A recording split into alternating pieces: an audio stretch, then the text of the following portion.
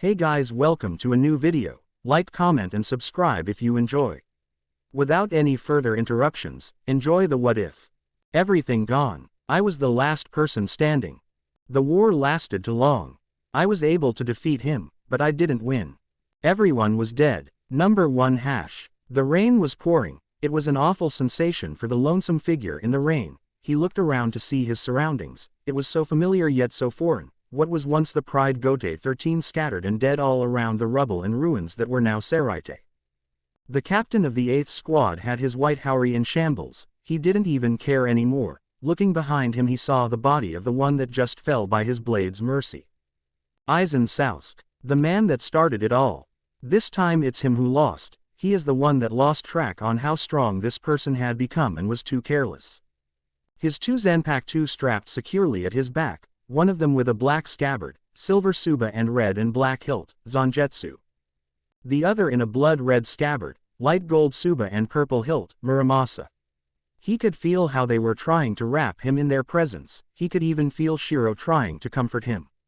He tightens the grip on the object in his right hand, the little pebble that made this 12-year-long war seem like a nightmare, the Hogyoku. You could feel its power, very faint but still there, almost depleted of the great power it once held. But now that everything is over, now that the war ended, there was nothing to do. He was the last of the resistance against Aizen, the last captain of the Gote, the last Shinigami alive, and he was all alone. Not all alone, Ichigo. Ya King, don't go forgetting about us. You are never alone in this, Ichigo. 3 figures materialized behind the first, trying to take away the pain from their wielder. I'm not alone, but I was too late. The unsaid words were heard by all 3 of them. He can never keep anything from them. Long strands of orange hair were carried by the wind. The feeling felt calm instead of horrid. If only I had gotten stronger sooner, then none of this would have happened. What good does have to be in complete control over my hollow powers? What good does it have to be a master in Ryutsu control and Kido after all these years? What good does it have to be a captain of the Gote if I can't protect anyone anymore? I still failed in the end. Ichigo looks up at the sky, closing his eyes to avoid the sting of pain he would most likely feel thanks to the raindrops. The rain always brought him bad memories. When my mother died, when Grand Fisher escaped, when Rukia was taken, when my family was killed, all of it connected to the DANM rain. If only I had been stronger before all of this shit ever happened. Ichigo, we must move forward, look forward, go forward, never stand still. Retreat and you will age. Hesitate and you will die. Ichigo, look for that new resolve inside of you. Shout out your feelings. Aibo, it will only make it worse if it all stays inside. Haha, will you look at that, even Shiro has some words of wisdom for me. That's right, I won't gain anything by mourning all night long. The grip on the Hogyoku tightens, trying to think everything out. A second chance, what I would give for a second chance in this war. But it's all in the past now. I must move forward, if not for me then for them, those that helped me get here so far. Let's do this. Taking the first step forward, feeling a gush of power coming from his right hand, a bright light, but before he could even panic everything went black. Number 12 years into the past hash. No pain. Damn it, am I really gonna die? Huh, maybe that's why I don't feel any pain. Now that I think about it, my cold body somehow seems to be getting warmer. It's warm. Ichigo opens his eyes to find a terrifying scene before him, the face of a man with a black mustache. Gah, oh, immediate reaction, what a relief. Too close, you're too close.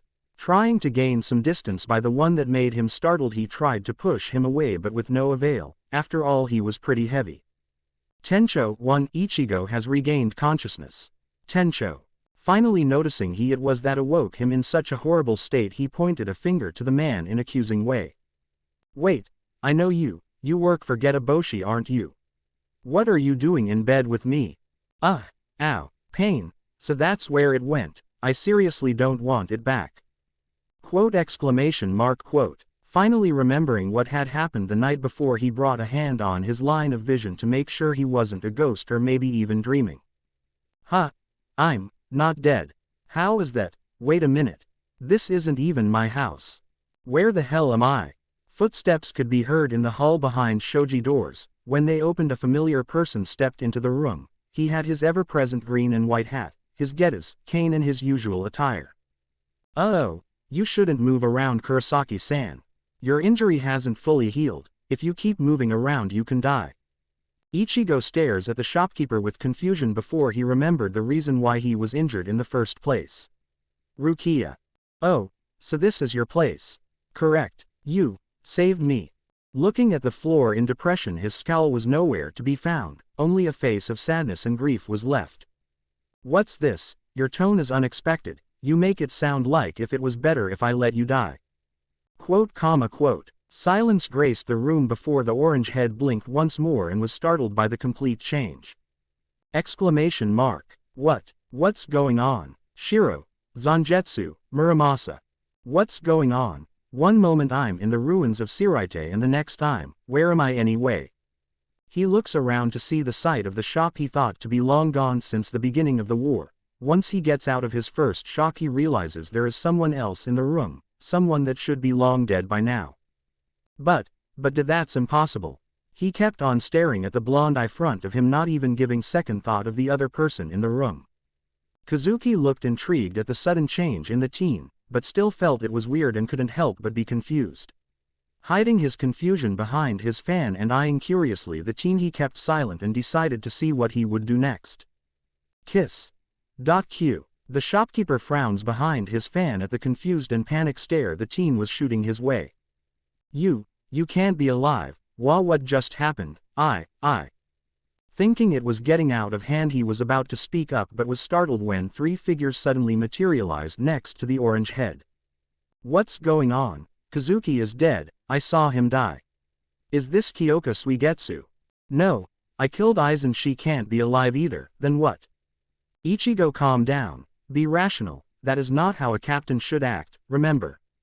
Ichigo looks up to see his three inner spirits with worried expressions. Even Shiro, his inner hollow, did not have his usually creepy grin.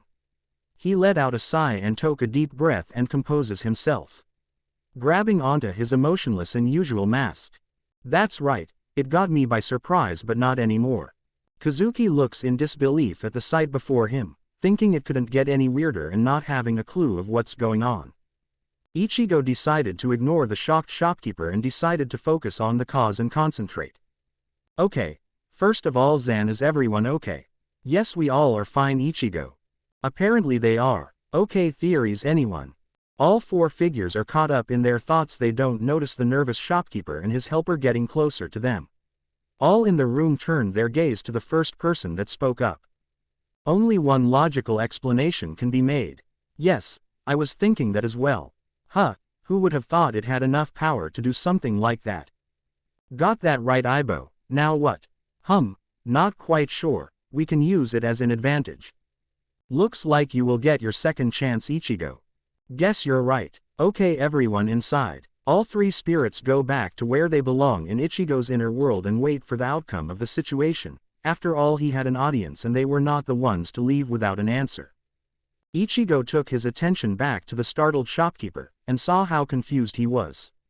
For once in his life up until now it seemed Kazuki was in the dark. What happened to you, Kazuki? Cat got your tongue. I would rather think Yoruichi wouldn't let another cat take it besides her. I really don't know what to say anymore. Care to explain a little, because I got nothing. Dark amber orbs narrow in a calculative gaze and ran through every single way to get out of Kazuki's grip. But it's all for naught. Can't run from him forever, that much he knew very well over the past years they spent together as mentor, friend and comrade. He let out a sigh and decided it was for the best to tell the truth, so once again he went serious and stared directly at Kazuki. Very well, but this will take a while, and I don't want to explain twice, so call my dad and tell him to get over here now. Number 2 #. Everything seemed normal to Kazuki. The brash teenager had awoken startled to see Tessai on top of him in bed. He had been confused by where he was and why he was still alive. And like Kazuki had thought since the beginning, he would be depressed and seem unwilling to live and think he should have died. But everything went haywire from there on. The first thing that made him confused was the fact that from being depressive and sad he drastically took on a panicked state.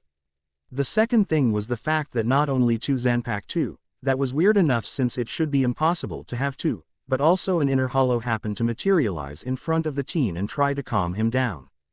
And then those eyes, yes, those amber eyes were not the same ones from mere minuets ago, they were dull, almost completely dead. And the worst part of all, it seemed like he knew something when staring into his eyes, and everything went worse when he said he would explain and to call his dad, that by his knowledge should have nothing to do with the spiritual world. So instead, to fight against it, Kazuki decided to do as he was told, and both him and Tessai left him alone in the room. "Hello, this is the Kurosaki Clinic. What can I do for you?" Isshin's usually chirpy attitude could be heard from the other side of the line, but it did not last long when he heard his longtime friend. "Isshin, hello, long time no see, huh?" "Kazuki, yeah, it has. What's wrong? It's not like you to call me." "Well, yeah, how to explain this, it's about your son, he told me to call you." Confused by the sudden call but even more by the topic of the call, he let the happy-go-lucky attitude to the side and treated as with seriousness. "Ichigo, what for?" "That's what I would like to know." Everything was going as planned, and then all of a sudden he started acting weird. "Weird? How weird?" "Well, scared, or terrified. And then, I really don't know, I think he knows something." Since Kazuki sounded so unsure, and the fact that he actually called him and have just brushed away the topic. Apparently it was pretty serious. "I'll be right there." Number 2 hash. So it is true, we're back in the past. Ichigo is sitting alone in the room where he woke up earlier. Kazuki had left some while ago and he could sense that everyone was already waiting for him in the meeting room. "I'm afraid so, Ichigo." "Hey, look at the bright side of this." "And what would that be?" "You will be able to save everyone before it gets out hand." "Hey Miura, I was going to say that. A second chance, that's what I wanted, and now, I will make things right." Grabbing the courage he needed, he stood from his seated position and led himself with silent footsteps toward the door.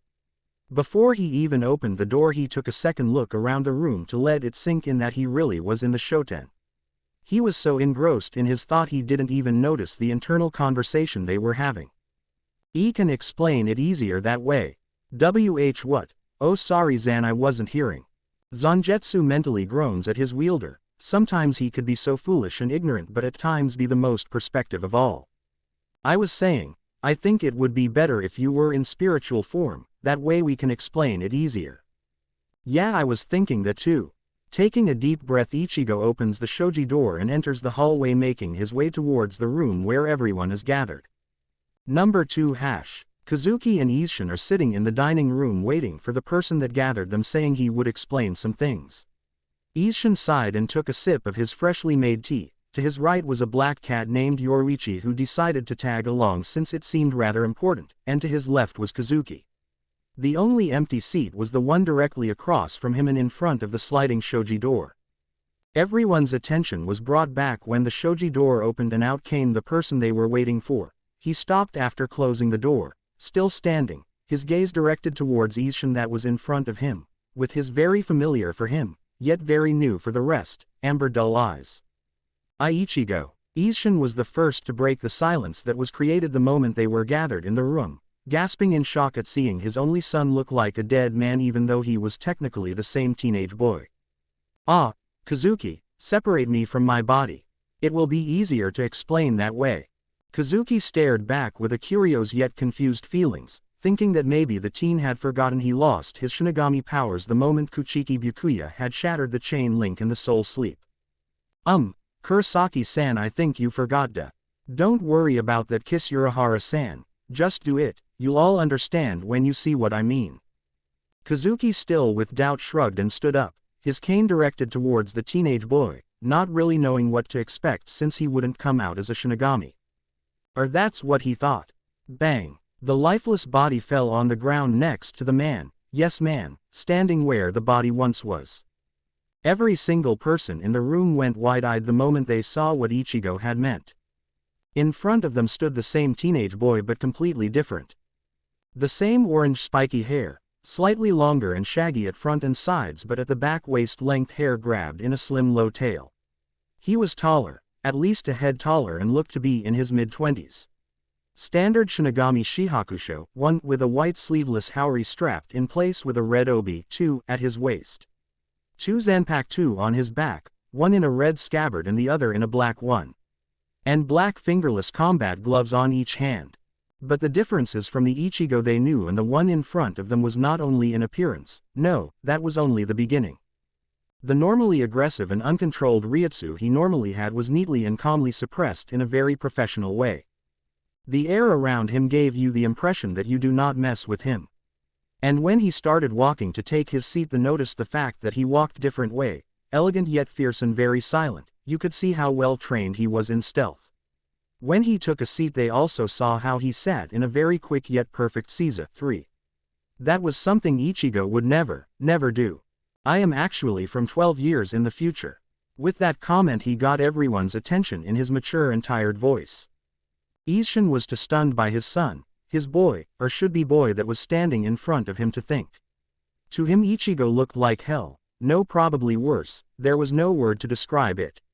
Tired, old, sick, and yet very emotionless with the dull dead amber eyes that seemed to pierce through your very soul. I came back, not because that was my intention. No, not at all. But it worked out in the end. It was an accident. After I killed Aizen I had the Hogyoku in my hand and... Hold on there. Killed Aizen. Accident. From the future. Ichigo, I think that's kind of I am. Very possible Yoruichi, but only if what I think really happened. Please continue Kurosaki-san. Very well. The Hogyoku heard my desire even though it was almost dead and sent me back for a second chance. I was the last person standing. There was no one left. I was too late. Ichigo closed his eyes and looked up to the ceiling, remembering the thick raindrops that fell the moment everything had ended. And only Kazuki's voice was the thing that made him come back from his thoughts. Like I thought, Isshin finally got out of his shock and started to listen to the conversation that was going on. Ah, the Hogyoku heard me.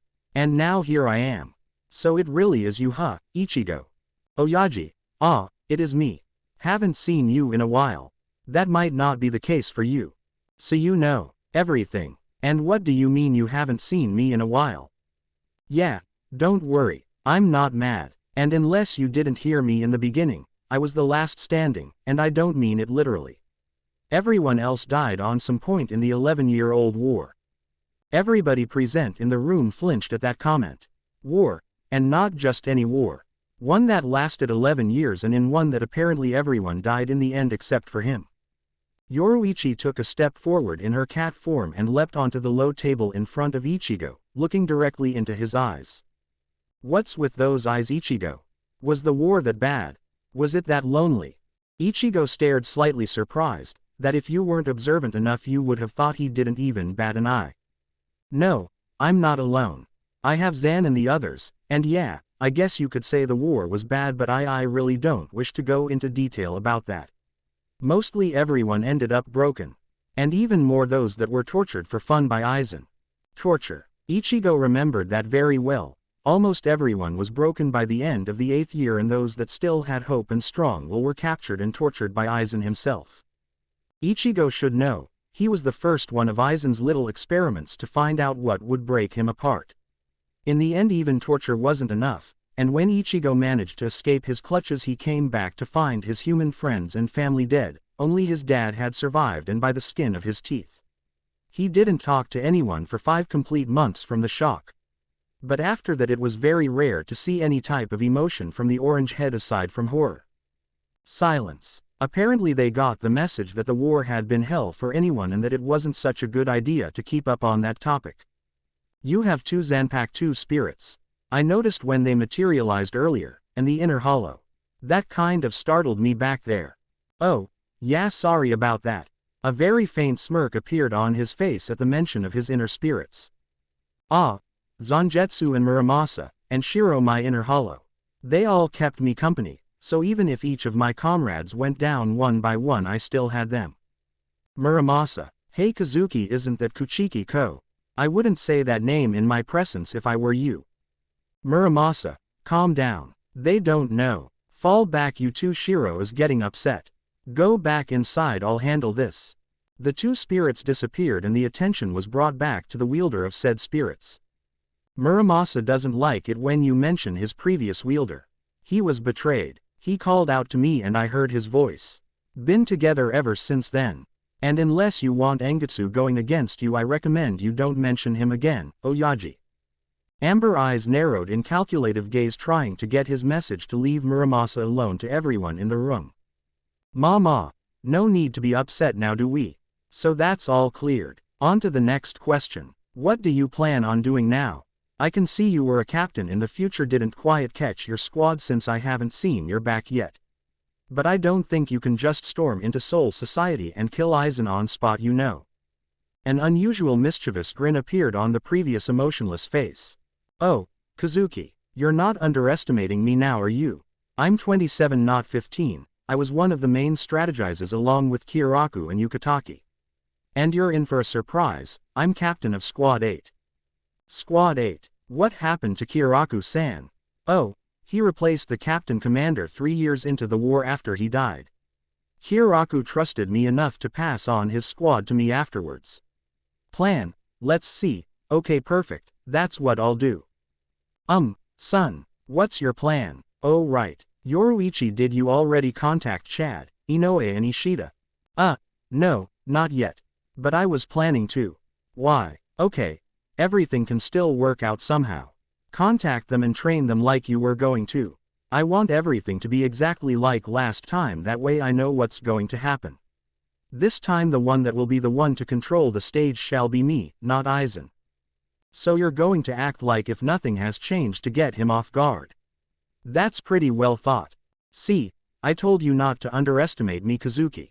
Ichigo gave a smirk towards Kazuki in a way of saying told you so, but was brought back from his victory when the conversation resumed. Okay then, I'll be off to contact your friends. Should I tell them about this, I mean? Yeah, tell them, but don't go into detail, it's best not let them suffer with wars and death.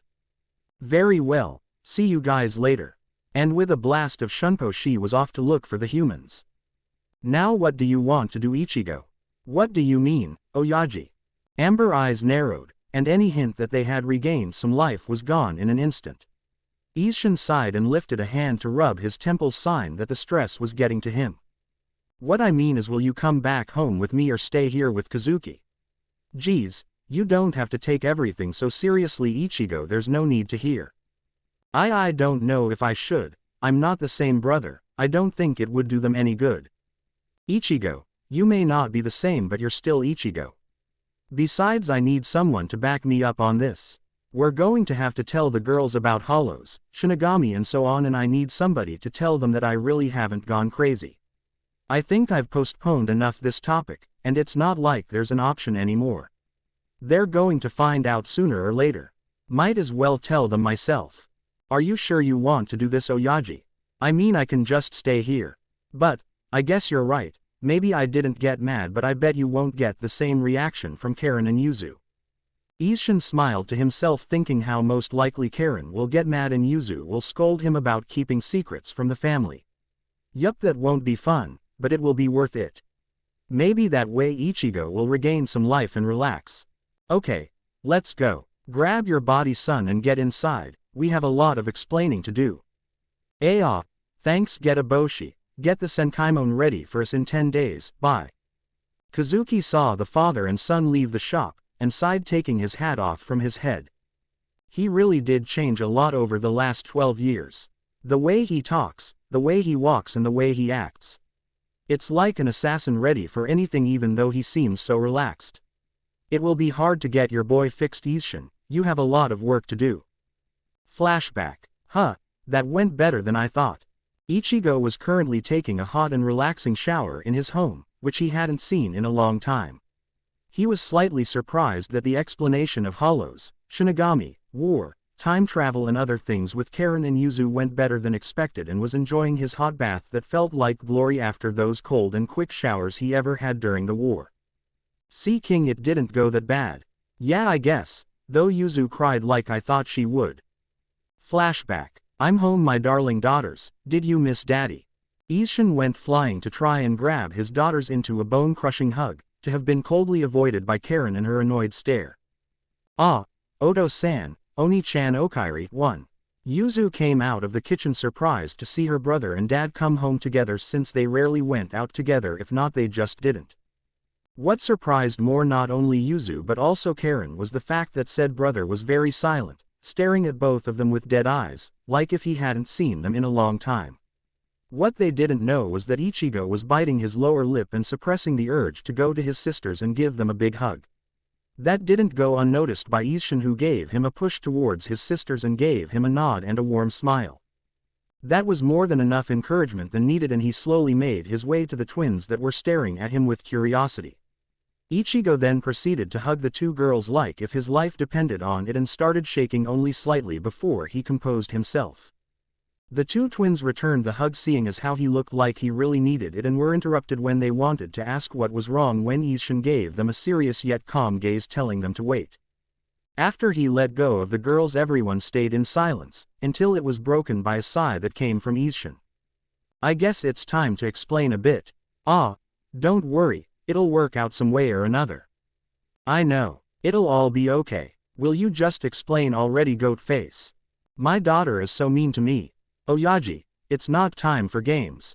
Isshin looked up at Ichigo with his serious face once more and nodded. "This will take some time. Sit, you're in for a big life story." End of flashback. Ichigo sunk further into the tub as to let his muscles relax at the steaming hot water.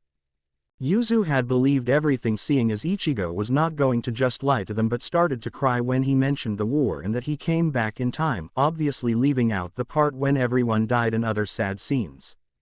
Karen had been trying to deny everything since it was kind of weird to believe that your goofy dad was a Shinigami, and not any Shinigami, a captain and a noble of the Shiba clan. But after seeing as Ichigo didn't try to punch or yell at Isshin, and not only that, backed him up that it was the truth, she couldn't help but believe in what they just said. So here he was now, obviously more relaxed after his sisters understood his circumstances and had gone without asking too much questions as to not bother him, since it clearly pained him to remember the war, waiting for Yuzu to finish dinner and being called over for homemade food that have been absent since the war got worse and worse. After he had dinner, he thought it would be a good idea to take a bath and proceeded to do so. "Are you going to go to school, Ichigo?" "Don't think so. I didn't go in the past, or the present. Dang, it's kind of confusing. But anyway, I would be training with Getaboshi about now, so it won't be any different." "Then what are you going to do during the remaining 9 days?" "You can just go through a Garganta King. What are you waiting for? Let's kill that bastard."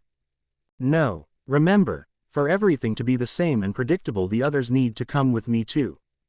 "Che, don't be impatient, Shiro, we'll get there. So what do you plan on doing?" "I'll probably spend my free time in Getaboshi's basement. Planning, meditating, training, maybe even spare with him. I don't want to get rusty. This Aizen will be relatively easy at your current strength." With a nod to the fact, he decided he relaxed enough and got out of the bathroom after changing into his PJs and headed downstairs, where he found everyone in the living room. "Ichii goo." Isshin came with a punch towards Ichigo as soon as he sensed him coming downstairs. What nobody expected was that Ichigo instinctively ducked and kicked his father in the side of his head. "Fuck, I'm sorry Dad, I didn't realize until I saw you on the floor." "Ha ha, ha, it's okay. I still have a lot up my sleeve. But man, battle instinct son. Yeah, sorry, ambushes and stuff are very common. If you aren't quick, you're down just like that." Yuzu stood up from her seat on the couch and went to her dad to see if he was okay. "You okay, Dad?" "Of course Daddy is fine, Yuzu. Remember, I was a captain once. I bet you were the worst captain in history." "Masaki, my daughter is so mean to me." "Shut up, goat face." Ichigo smiled slightly at that sight of his happy family. The bonding of insults and foolishness was a perfect sight in his eyes. It made him feel at home. "Ah," Oni-chan smiled. Everybody stopped the moment Yuzu said that, and I realized it was true, but as soon as it came it disappeared. "See son, I told you it would be good to come home." "Yeah, I guess you're right. Dad, I'm not going to school tomorrow. I have to get everything ready to leave in 10 days, and I can't laze around anyways." "Okay, no problem by me. Just remember, if you need something you can ask. You're not alone anymore." "I never was. I had Zan and Shiro with me, then came Mura, so I was never alone even when everyone fell." I gave my dad a sad smile, but it wasn't enough to reassure him and still had a serious yet guiltful expression. Just remember you can come to us when you need it. I nodded in understanding and everyone said goodnight and went to their rooms. It was going to be a long night. Number 3 hash. It was a pitiful sight, everywhere, blood everywhere. I couldn't identify it as mine, so it had to be someone else. I look around the ruins and rubble of the once proud Sirite. All I see is bodies and blood. I don't stop to see the bodies. I know I couldn't take it if I saw who was lying on the ground. I don't feel any Ryutsu, it's like there is no life. I feel a cold breeze pass by me and can see the nostalgia it causes. This is Rukia's Bankai. I can sense her Bankai in the breeze. I follow my instincts as to where the breeze was coming from and I see a familiar scenery. Ice-covered floor, walls, everything. I walk carefully as to not slip on the floor. Everything is white and transparent, definitely Rukia's Bankai. But where is she? My worst fear is confirmed when I see a trail of blood in the pure white snow, and at the end of the trail is Rukia. More pale than I remember her to be, the weak yet familiar Ryutsu of Rukia is still there. I walk up to her body on the ground and sit next to her, grabbing her and placing her in my arms, careful as to not hurt her even more. She opens her eyes slightly, enough to see violet orbs looking at me, and I know she's in her final moments. Ichigo. Oh Rukia, what happened? He came. After 4 years. He brought the elite. Rooks. I can feel a single tear fall on my cheek, but I don't care. My promise is to not cry. My vow, I will break it if it's for Rukia. Ichi, can you promise me to live? I look at her and see the last bits of life leaving her. I can't take it anymore. First my sisters, my nakama, then my dad, my subordinates, my comrades, and now, my love, Rukia. And all because of that one man. I promise to always love you. She smiles at me, that warm and beautiful smile. I won't see it anymore. Thank you. I leave my heart with you. Because I know how you loved me, to the bitter end. I love you too. I can't sense her anymore. She's gone, everyone is dead, and I'm all alone. Oh, will you look at that, what a touching sight. Beautiful play indeed. It was worth coming down to watch the play after all. Kurosaki Ichigo, you're next. I wake up in cold sweat. It was all a dream, no a nightmare, the nightmare of reality. That man is going down again. I am not scared. I will not succumb to the fear of losing them, because now, I can save them all, no one will suffer. I wasn't going to be able to sleep all night anyway. That's why I always took the first watch. I leave my room and go downstairs and find my dad on the table with a cup of coffee. He most likely has been awake for a while now. I see the look on his face, serious yet sad, a familiar face in the war my dad used. Hey, want some coffee? No, I'll be okay. Why are you awake? A lot to take in, don't you think? Everything is finally clicking in. The fact that we all died, the fact that you suffered the most out of all of us.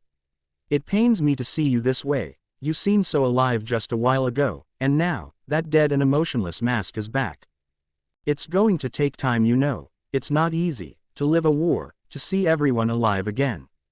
I imagine, but it still pains me that you won't lean in for support because we are here now, and you are the one taking all the burden. Sorry, there is no need to apologize. You want to talk about it. Your nightmare, I mean. I widen my eyes at my dad. How did he know I had a nightmare? How? Even if you can control your Ryutsu completely doesn't mean it will stay in control when you're asleep and in turmoil. Oh, no, I don't think I'm ready yet. My dad looks at me with a smile, but I know, his eyes are sad. I know him better than he thinks. Years with just each other does that to you. Can't really sleep either, huh?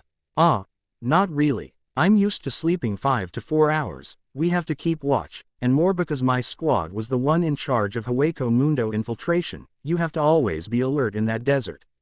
My dad looks surprised that I hardly slept. I bet his doctor instinct wants to put me on medication for that.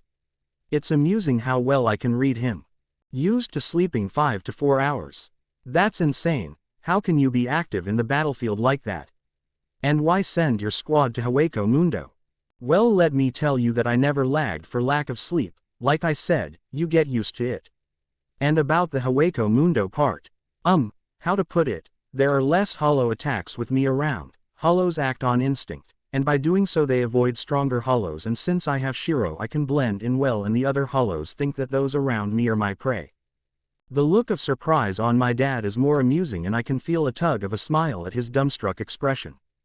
Wah! I don't know if to feel proud or freaked out about the fact that other hollows think you're hollow. They only think that when I make my hollow Ryutsu surface more if I want to. Well, that's new. You really did grow up. Oyaji, I'm 27, of course I grew up. Your sisters want to watch you train if it's okay with you. And Kazuki called. Apparently Yoruichi told your friends and are not completely convinced and want to see you. I don't mind, the others can come along as well so that they can see it's true. But what about Yuzu? She won't be able to see me. I already asked Kazuki about that. He says he'll do something about it until she can see on her own. I have a great idea. I'll tell Yuzu to make a picnic basket and we can take it to the Shoten and eat over there and share with everyone. It's okay with me. You should go rest, Oyaji, you need to sleep. You too, I'll get some medicine later for you, but in the meantime we should try to at least rest. You can try, I doubt the meds will do much anyways. Good night. Night, Oyaji. Number 3 hash. Ichigo was in his room waiting for the normal breakfast call from her little sister. He didn't sleep much like he thought the rest of the night, but since it's normal for him he really doesn't feel tired or sleepy. Any minute now. Why not just get up on your own?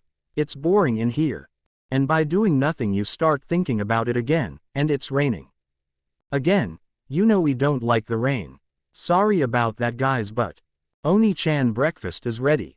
Coming. Ichigo went downstairs already changed for the day when he saw Karen already on the table and Yuzu placing the last plates. Where's Oya? Good morning Ichigo.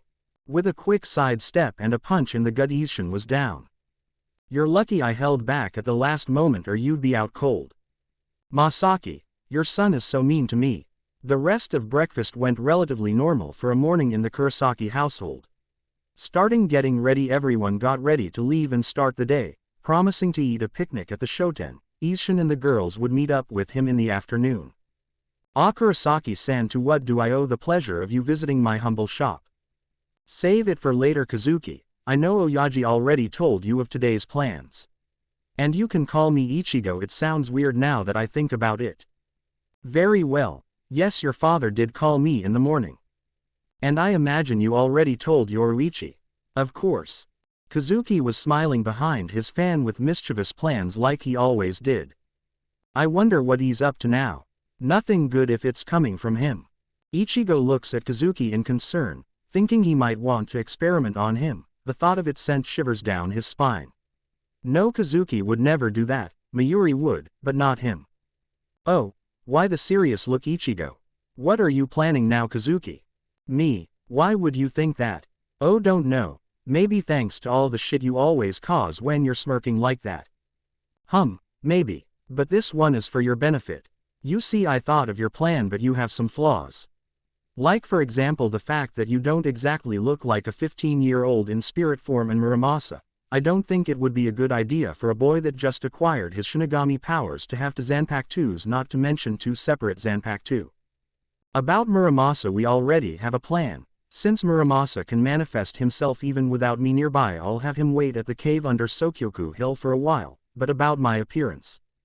Then it's your lucky day. I started on it yesterday. It's a bracelet that will allow you to temporarily change into the form of your material body, in other words a 15-year-old Kurosaki Ichigo.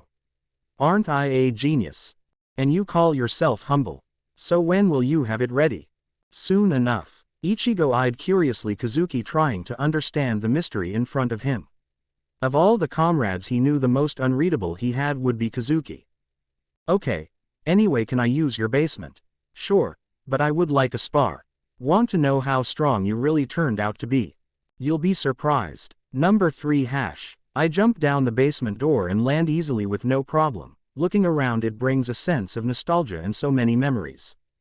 Ready. I look behind me, Kazuki is getting in position. Guess I better do so as well, don't want to disappoint. Kazuki unsheathes his Zanpakutu and I get into battle position. Kazuki looks mildly surprised that I haven't sheathed any of my Zanpakuto but quickly goes away. Ready. Kazuki moves forward in attempt to grab me by surprise, but I'm anything but surprised. I can see the difference right away. Kazuki won't hold back.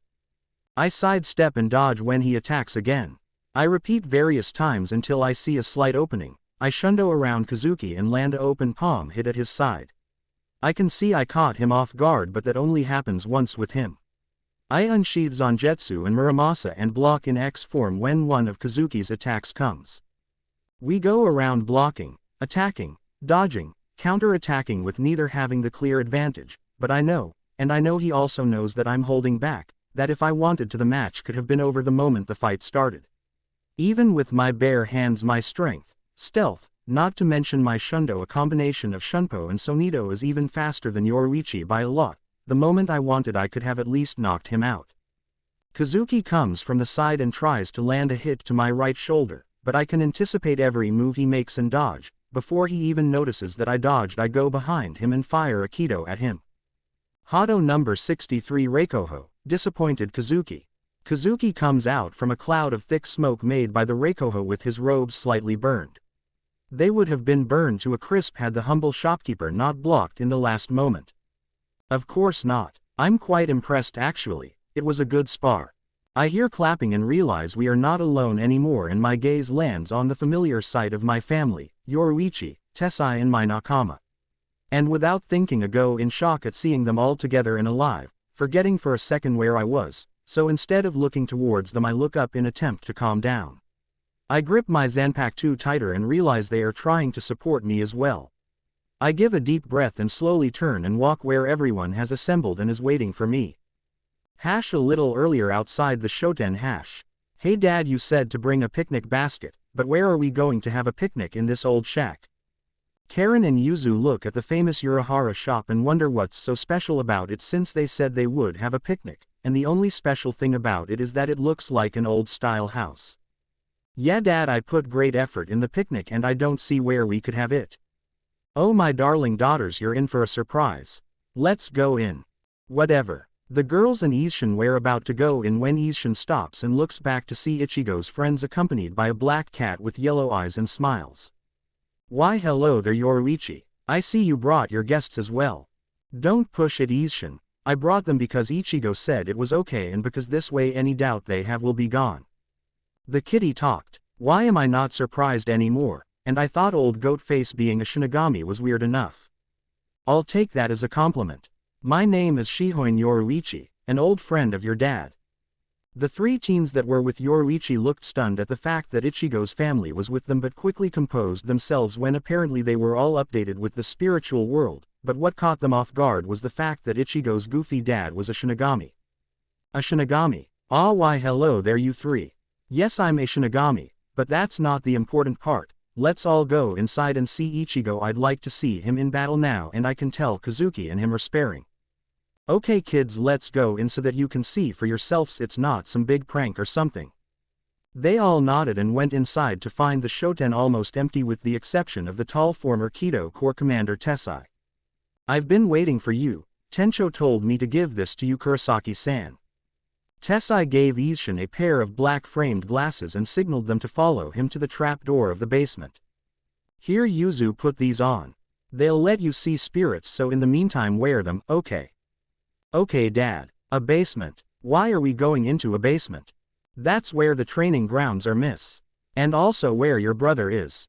Every newcomer eyed the trap door curiously at what the bigger man had said, but stayed silent and watched as he opened the door and saw an endless ladder and way down the rocky terrain. Kurosaki-san, that's kind of a big fall. Inoue pointed out the obvious, but even so the newcomers couldn't agree more and were slightly concerned. Oh, don't worry about that. Everyone down the door. As everyone carefully went down the ladder, they were all stunned by the sight before them. The fact that a giant basement was under the Shoten completely forgotten by all the newcomers as they stared at what was happening before them. A older Ichigo is the thing that first shocked everyone but Yoruichi and Isshin that had already seen him. But what surprised everyone was the fight that was in front of them. Ichigo was fighting against Kazuki, but the thing the guests noticed was how Ichigo moved. It almost didn't look like a fight but more of a dance of silver blades colliding. Each step, dodge or attack, even the movement of his wrist was a beautiful sight. Precise yet very much elegant but also very deadly, the fight looked like a work of art with Ichigo's every move, his long orange hair following his lead as it moved with much grace, the blades in Ichigo's hands, a silver that shined in the artificial light. What the grown-ups also noticed was the fact that Ichigo was holding back. It almost looked like he was playing with Kazuki. His speed was beyond incredible and that only added to the beauty of the spar. It all ended when Ichigo speeded up even more and sheathed his sword before anyone could comprehend and shot a blast of Kido. Hado number 63 Reikoho, disappointed Kazuki. Of course not. I'm quite impressed actually, it was a good spar. The sound of clapping is heard coming from the little crowd and Ichigo looks at the audience he acquired some time during the spar. He visibly tensed as he saw so many familiar faces but quickly hid the feeling, looking up in attempt to calm down a bit. As he calmed down he walked to where everyone was waiting for him. He sheathes the remaining Zanpakuto in his hand and looks at everyone. The fact that he tensed when seeing everyone didn't go unnoticed by everyone but they decided to let it pass and concentrate at the matter at hand. So it is true, that Kurosaki came from the future. See Ishida-kun, I told you Yoruichi wasn't making it all up. Guess you're right. Chad only nodded in understanding, eyeing Ichigo that was approaching them. He believed the story since the beginning but still felt the need to see it with his own eyes. Wow, Oni-chan, that was so cool. I have to agree with Yuzu Ichi-ni, those were some cool moves. Ichigo arrived nervously in front of everyone, but even when he was nervous he didn't lose his steady pace and determined look even though his eyes were partially dead. Thanks, Yuzu, Karen. Hey guys, as you can see it's not a lie. Yeah, we were concluding that Kurosaki. But even so, you look old. Ichigo scowled at that, thinking it was a pretty stupid comment. I'm not old. I'm barely 27. That's hardly old compared with Kazuki, Yoruichi, Tessai and my old man, and even in human terms I'm still pretty young. I think what your friend means is that old compared to what everyone knows you should be. But besides that, you were pretty fast. Care to take a little challenge against me, pretty boy? Against the goddess of Flash? Of course I couldn't have that honor, Yoruichi-sama. Ichigo said with a sarcastic voice but kept his face serious, waiting for her reaction. And just as expected, she wasn't happy for YHE honorifics. I think you know very well I don't like honorifics, and besides it could be fun. You never change, Yoruichi. I surpassed my sensei too long time ago after I learned Shundo, you know. Huh, my own student beat me, will you look at that? He surpassed me too, you know. I'd imagine it sooner or later, but I didn't even get a chance to train him and neither did you. Oh, but you two did train me, and even Crazy Dad did unconsciously training me in Hakuda. Ah, someone noticed the secret behind my father-son bond. Shut up, Oyaji, it's obvious after a while, you know. Huh, guess you're right. The picnic is set, come and eat everyone.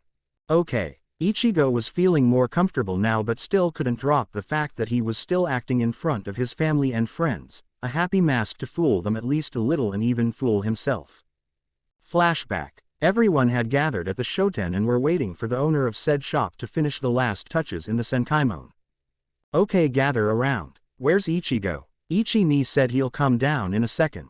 Okay then. He must be adjusting to his new appearance thanks to the bracelet I gave him. The people currently gathered were the ones housed at the Shoten, Isshin, the twins, Ishida, Inoue and Chad. They were all waiting for Ichigo that was putting on the bracelet that Kazuki had designed for him to look like a 15-year-old in spiritual form as well, even if it was only temporary to trick Aizen. Okay, I'm ready. How about you three? Ichigo arrived in a normal Shinigami Shihakusho in Haurelas, exactly like he looked 12 years ago when he first stormed into Soul Society. The exception being that Zangetsu was strapped in his sealed form at his back along with Muramasa. We wouldn't be here if we weren't ready, Kurosaki. Always a smart ass, Ishida. Of course. Isshin was happy with scene. Over the past 10 days Ichigo had slowly but surely started to acquire some life in his eyes, at least when in presence of people. But he wasn't just a goofball. He would see sometimes the still emotionless and dead face he would make when he thought no one was seeing him. It was still sad, but at least there was hope. Oyaji. The hoarse voice of his son had him thrown out of his thoughts and focused on his boy. No man, he had grown up already. He had a serious expression that told him to shut up, not make a scene and listen. I'm listening, and I don't think you'll like it by the face you're making. Probably. Ishin stared into dull brown eyes that even when they looked so dead had a spark of determination and confidence. You're not stupid, I'm sure you noticed that my body can't handle my Ryutsu. I don't think I'll be able to get back to a normal life. You can make preparations, right? If you mean school then yes. But you have to tell your friends and sisters on your own. I will, don't worry, you better, and remember this will still be your home. Ishin gave a warm smile to his son, but what happened next surprised him. Even if they were talking away from curious eyes, he would have never expected the son that apparently hadn't cried since he was 9. The son that wanted to carry all the burden on his shoulders, went and gave him a hug, not a half hug, but a complete bone-crushing hug. Thank you. All he could do was return the hug and show his support to his orange-haired boy. Ichigo, I'm so proud of you. The orange-head time traveler visibly tensed and started shacking, wide-eyed and remembering his dad's last moments. Flashback. It was a big battle. The losses were big on each side, but in the 10 years since the war had started, the accomplishment, even though at a big price, was very successful. In a puddle of his own blood lay Shiba Ishin, dying in the arms of the only family he had left, his son. Oto-san, why? You can't tell me to stand down, when I can protect you now, can you? Ishin started coughing blood. He had a lot of injuries, but the biggest one was a stab directly in his lungs. Stupid goat face. I don't need you to protect me. At least I don't regret this. You still can't cry, huh? Ichigo had a very sad yet mad face, even though he had been practically emotionless since the incident 2 years ago that happened right after he was freed from his torture. I'm too weak to cry without breaking down. Oto-san. Ishin gave his last family member a sad smile. He had known how Ichigo couldn't cry even if he wanted to, so it wasn't weird for him to say something like that. Ichi, I'm so proud of you. Idiot goat face. Who told you to die before letting me say sorry? Flashback end. He couldn't help but grip his dad tighter, looking for comfort. Ishin, sensing the change in his son, hugged him harder. And barely above a whisper had he heard the cracked voice coming from the orange-haired time traveler. I'm sorry. Not finding the right words to say, just lend him a shoulder to lean on until he composed himself, making soothing circular motions on the boy's back. Number 4 hash. Okay, attention on me everyone. This is Senkaimon. It's used to travel to Soul Society. But this one is special because it will let you 3 to travel there even though you aren't souls. There is a big explanation about the whys and hows, but I think that's enough for now. Anything I forgot, Ichigo, since you already did this?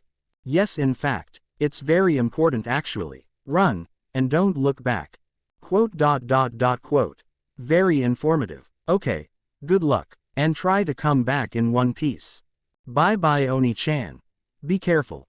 Don't you dare die, Ichi-ni.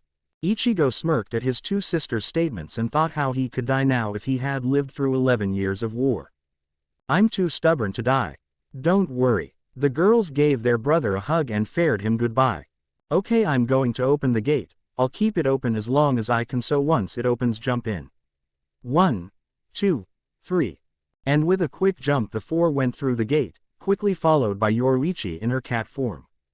Yoruichi-san followed Oni-chan. She was supposed to go with him. Yuzu-chan, she's actually pretty strong, you know. Oh. Okay. Number 4 hash. You knew this would happen, didn't you, Kurosaki? Of course I did. Why did you think I told you to run? If you have time to argue, run at a faster pace. The cleaner is catching up.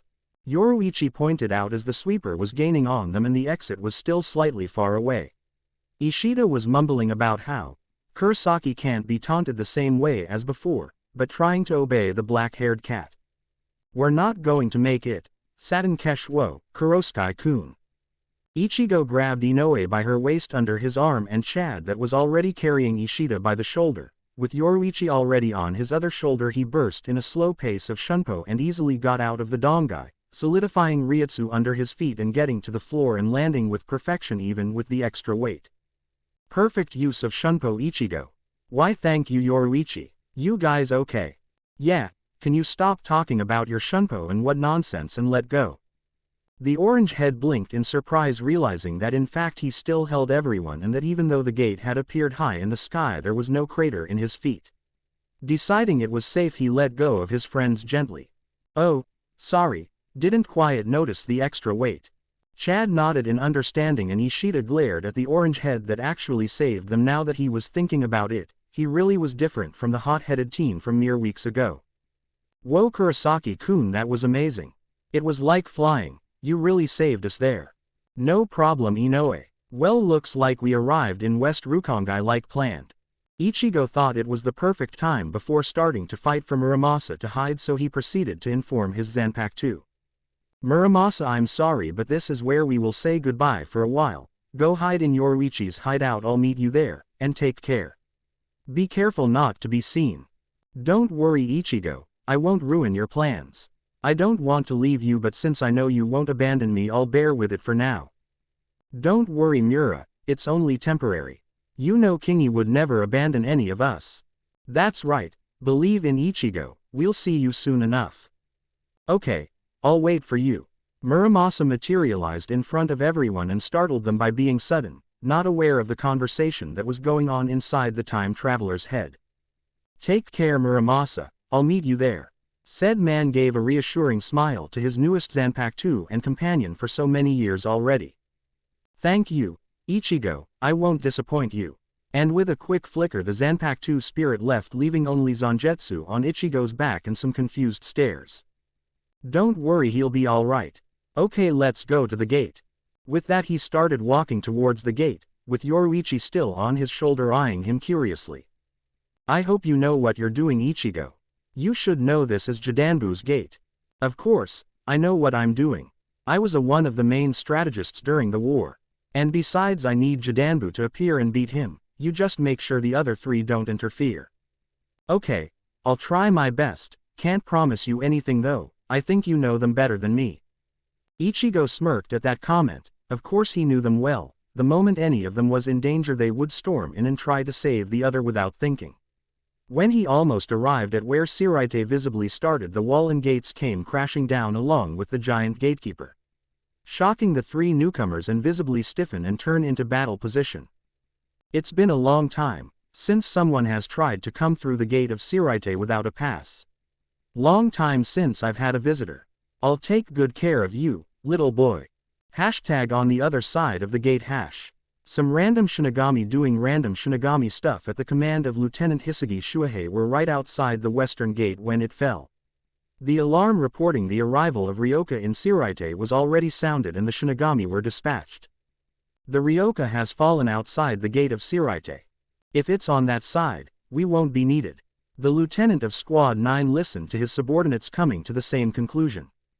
Yeah, after all, outside the gate, there's Jidanbu. Hashtag back with Ichigo hash. A loud crash was heard throughout the area when the giant that came from the sky apparently banged his axes with the ground, bringing the attention of the small group that was before the gate. One Kurosaki Ichigo, seemingly relaxed but ready for battle in any second with a black cat named Yoruichi on his shoulder, were in front of the group.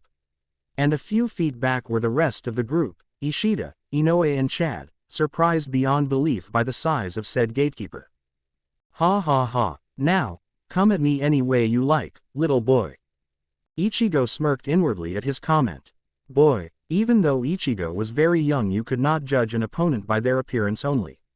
But even so he restrained himself from showing his amusement on the outside and held his emotionless mask. The three teens in the back could not lay their eyes off the giant Shinigami that appeared before them. He's huge. What is he? That's past the limit of a normal human. Who the hell is he? Yoruichi, feeling she was most needed at the back, got off of Ichigo's shoulder and went to answer Ishida that had just asked a question. His name is Jidanbu. He is one of the gatekeepers chosen by Soul Society, guardsman for one of the four great pure gates, aka the Gate of the White Way. Guardsman. So to enter Siraite we have to defeat him. That's right, but leave this to Ichigo, he is very capable to handle it on his own. Chad grunted in understanding and decided to step back. Ishida was reluctant at first but remembered that Ichigo was way stronger than any one of them and would just be a bother, and decided to step back as well. Will Kurosaki-kun be alright? Inoue was still worried. Even if he was strong, even if she already saw his strength, she still felt wrong by leaving the orange head alone in battle when they were right there. Ichigo will be alright. We must believe in him, remember. Nobody expected the usual silent Chad to answer, but he did. After all, the one that trusted Ichigo the most was Chad, so who was he to not believe him now when he is even stronger than before?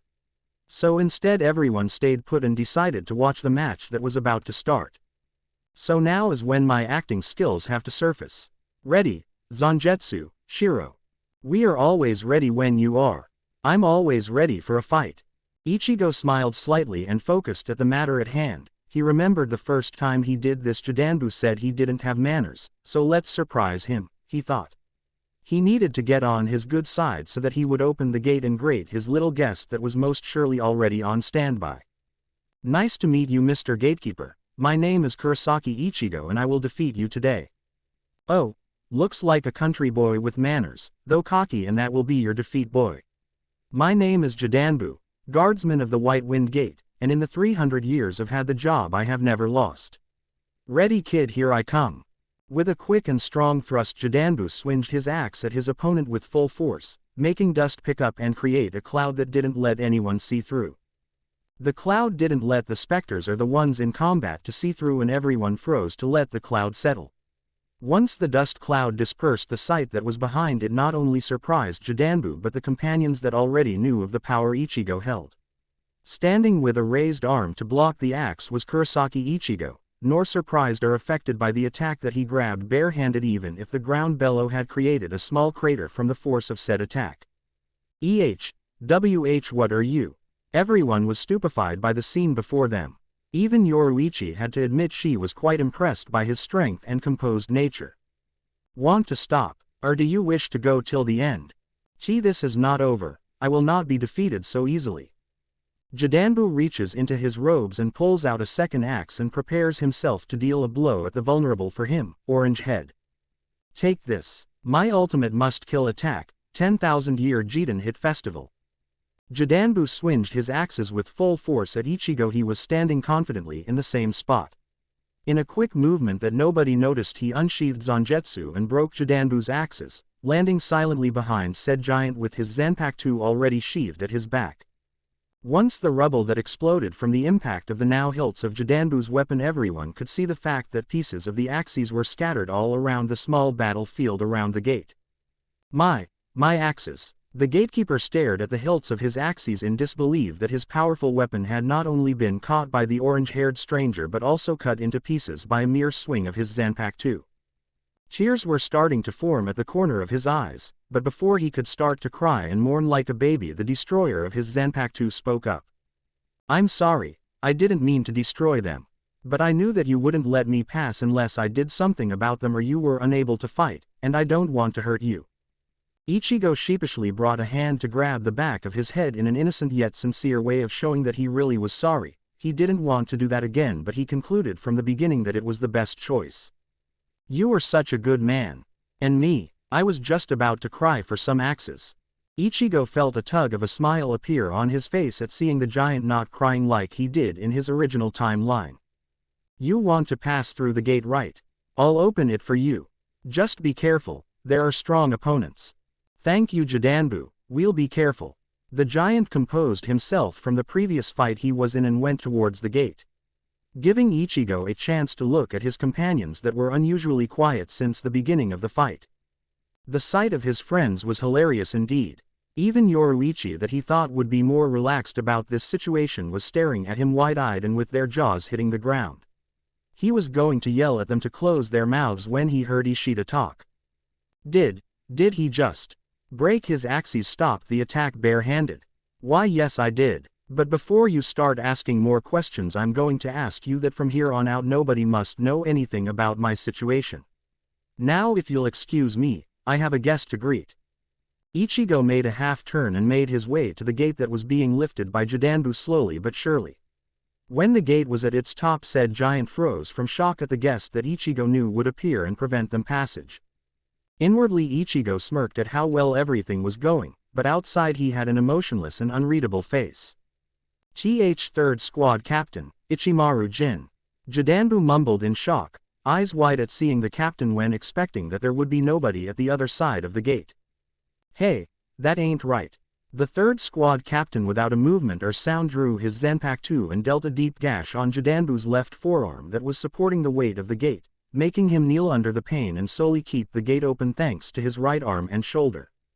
Ichigo cursed under his breath when he clearly could have stopped Jidanbu from getting hurt, but it was necessary. Sacrifices must be made in war, and until Aizen was dead he would not take any risk even if Jin was actually plotting against Aizen. He was in a calm state, but his amber-colored eyes held determination to do what was right, even if the strike Jin made was painfully slow for Ichigo. He had to suppress the urge to block the attack. Jin's white haori flew with the wind that his sudden movement made, settling down once Jin was in a combat position that he had acquired when he drew Shinso, his Zanpakuto, from his sheath. That ain't right. The gatekeeper ain't there to open the gate. Jin kept his grin on the whole time, not really noticing the fact that the orange head was slowly making his way in front of Jidanbu that was trying not to fall under the pain that he was feeling at the moment. Behind the gate Yoruichi was cursing, thinking it was too soon to meet a captain. Knowing full well that even if Ichigo could take him on, she really didn't want to meet such a strong opponent from the very beginning. But she would trust Ichigo, and apparently this was actually in his plan if his guest was actually supposed to be the third squad captain. I lost. A defeated gatekeeper opening the gate makes perfect sense. Ichigo sighed when he saw that it was his turn to make his move. Even if he wouldn't attack the captain head-on, he still knew he had to hold back the urge to tell Jin to forget about Aizen, but he needed Jin right now. He needed him to go and be an obedient little subordinate a while longer and report to Aizen that he had come. What you talkin' 'bout? Jin started to move forwards towards Jidanbu's kneeling form, not even stealing a glance to look at Ichigo that was next to Jidanbu. A defeated gatekeeper don't open no gate. When a gatekeeper's defeated, it means death. Jin looked up at Jidanbu with an even creepier smile than before. Knowing that was his cue, Ichigo ran forward, careful not to use Shunpo, and attacked Jin with as little strength as he could, not wanting to give himself extra attention. Jin quickly blocked Ichigo's attack that was going directly for his torso with his own Zanpakuto, resulting in both taking a step back to get some distance between the two of them. Yoruichi was trying with all she had to avoid yelling at the time traveler to fall back, opting to instead make sure neither of his friends would be stupid enough to join the fight. When she saw they were all too shocked to even move, she relaxed a bit but remembered the fight in front and tensed again. And what do you think you're doing? Ichigo looked directly at Jin, not really expecting him to answer right away or to answer at all. He kept on talking while still in a defensive position but completely calm. A bastard who thinks it's okay to attack someone when they are defenseless is mine to kill. Jin only smirked even more if possible and also relaxed a bit when he saw his opponent, clearly underestimating him because of his apparent age or because of his well-stored ryutsu that Jin could not feel. What a funny kid. Ain't you scared o' me?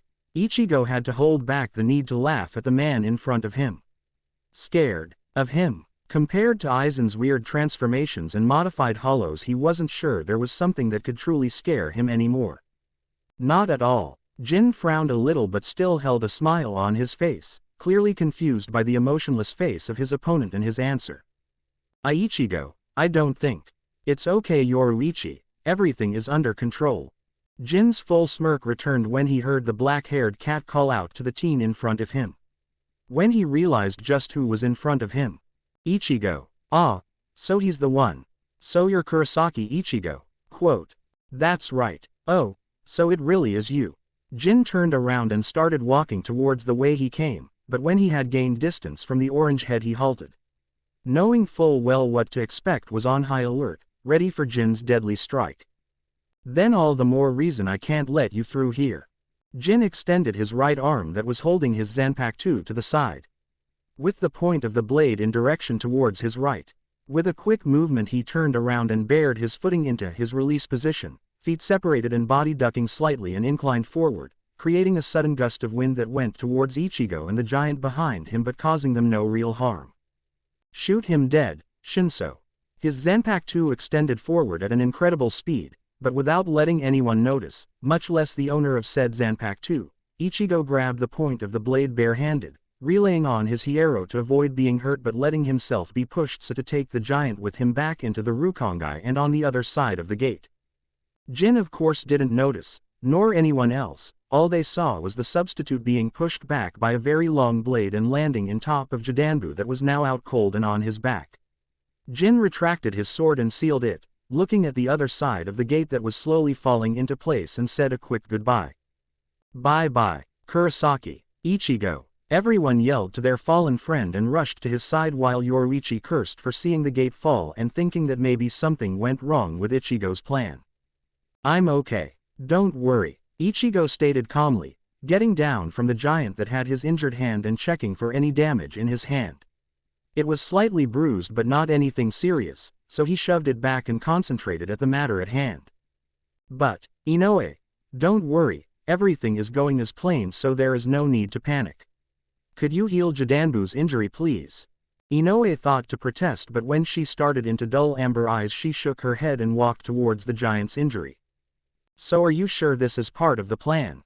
Ichigo looked down at Yoruichi that was eyeing him curiously and looked at his other two comrades and saw they were thinking the same. Yeah, don't worry, I knew this was going to happen. I knew Jin would appear, and I knew he would want to avoid my entering but not killing me. Yoruichi sighed and Chad only grunted in response, while Ishida broke the silence that was starting to form. So now what? It seems you know more than us so even if I don't want to you're going to have to lead the way. Ichigo only nodded in response, thinking carefully what to tell the Quincy besides him. Well, we'll meet an old friend. Right Yoruichi? I guess you're right. Do you know where to find her? Of course. We'll leave once Inoue finishes with Jidanbu. Right. Everyone nodded in response even if only Yoruichi was the only one that really knew who they were going to meet. They surely were not expected who they were talking about to be the person she was. Flashback. How much longer till we arrive Kurosaki? The unusual team was walking on a dirt road that from what their orange-head friend lead to the home of Shiba Kukaku that could help them get into Siraite. They had been walking for quite some time now but still hadn't seen the so-called hard-to-miss house of said person. Don't worry there, right Yoruichi? The black-haired cat named Yoruichi was sitting on the shoulder of the time traveler, avoiding walking even if she would not get tired, in other words she was just being lazy. That's right, we should be able to see it soon enough. True to be said after a few more minutes of walking they arrived at the majestically form of the famous Shiba compound, the two arms holding the banner just like Ichigo had remembered on his first visit to meet his cousin even if he didn't know at the time. Wow, what the? Ishida was shocked at seeing the house he would be forced to enter. In his eyes it was ridiculous and embarrassing. Ichigo being long gone void of such thoughts had a normal face. Chad like always only grunted in response. The only one who was affected in a good way by the sight of the house was Inoue. Wow, look at that house, it's amazing. Let's go in. Okay, in we go. Yoruichi jumped off of Ichigo's shoulder and started walking towards the entrance followed by the other four right behind. Halt, who goes there? Everyone came to a halt and thought how annoying it was that there were gatekeepers for everything. The three teens went into combat position while the former 8th squad captain and the black cat known as the goddess of flash stayed calm and unsettled.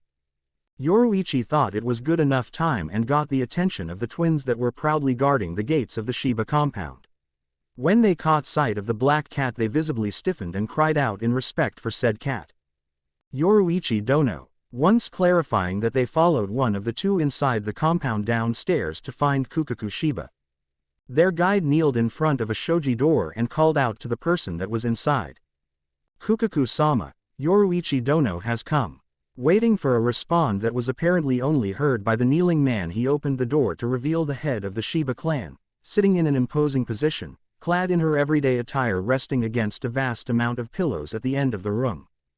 Oh, Yoruichi, what brings you here? The black cat stepped into the room followed by the orange head and moments later the other three that were stunned to see the famous Shiba Kukaku actually be a woman. Why hello there Kukaku, I came to ask of a favor. You usually do that when you come to me. But what are you doing with a bunch of kids? And a Shinigami to top it. Ichigo smirked at that comment. Oh, she was going to bite back her words later on. That gesture wasn't unnoticed by said women as she scowled at the orange head that had just sat next to the black cat and right in front of her. What's so funny, Shinigami? Nothing really. Yoruichi, should you tell her or I tell her? Maybe I should tell her. She'll believe me easier that way. Guess you're right. Yoruichi stood up from her seat and went forward to one Shiba Kukaku that was still seated in her pillows and resting on the arm supporter, scowling at what was going on in front of her and slightly confused. She had realized how similar the Shinigami in front of her looked like Kyan, but ignored the thought for a moment and thought she would ask Yoruichi later and in private. Kukaku, what would you do if I told you your uncle was alive? You mean Isshinji-san? Yes. The three teens seated behind their orange-head friend tensed at the name spoken by the head of the Shiba clan, thinking if the name they were speaking had anything to do with Ichigo's dad that they learned 9 days ago was actually a Shinigami. I would probably go kick his ass for keeping secrets from the family. That bastard going and dying in the living world like it was nothing.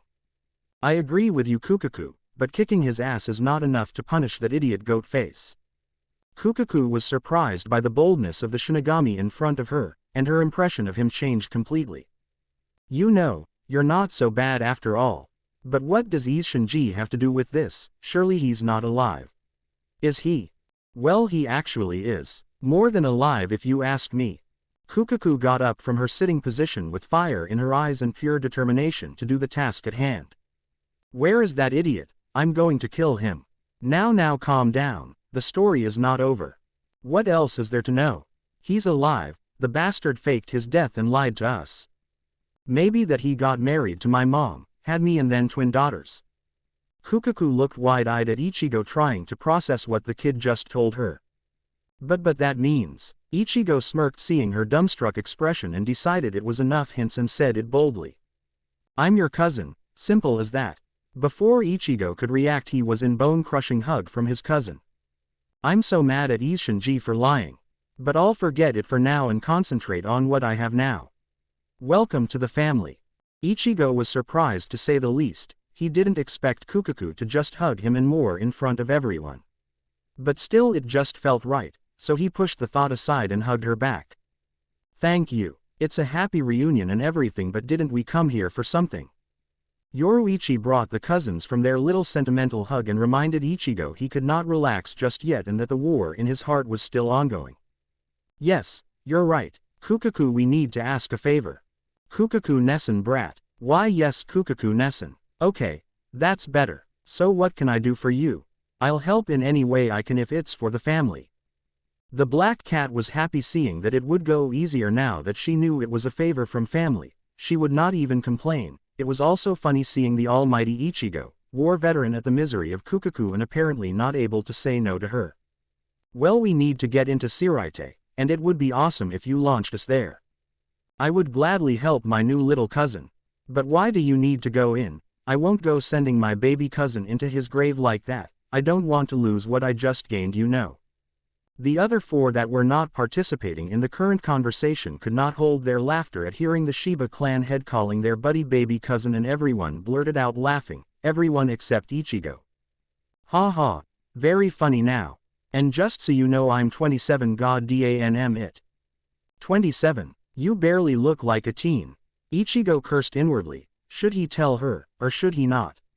Either way, he was going to get his butt kicked if she found out later and knew he didn't tell her in person. So with a sigh he thought of explaining his situation. Actually, Kukaku Nessen. Kukaku Nessen I. Spit it out already. We're family, for crying out loud.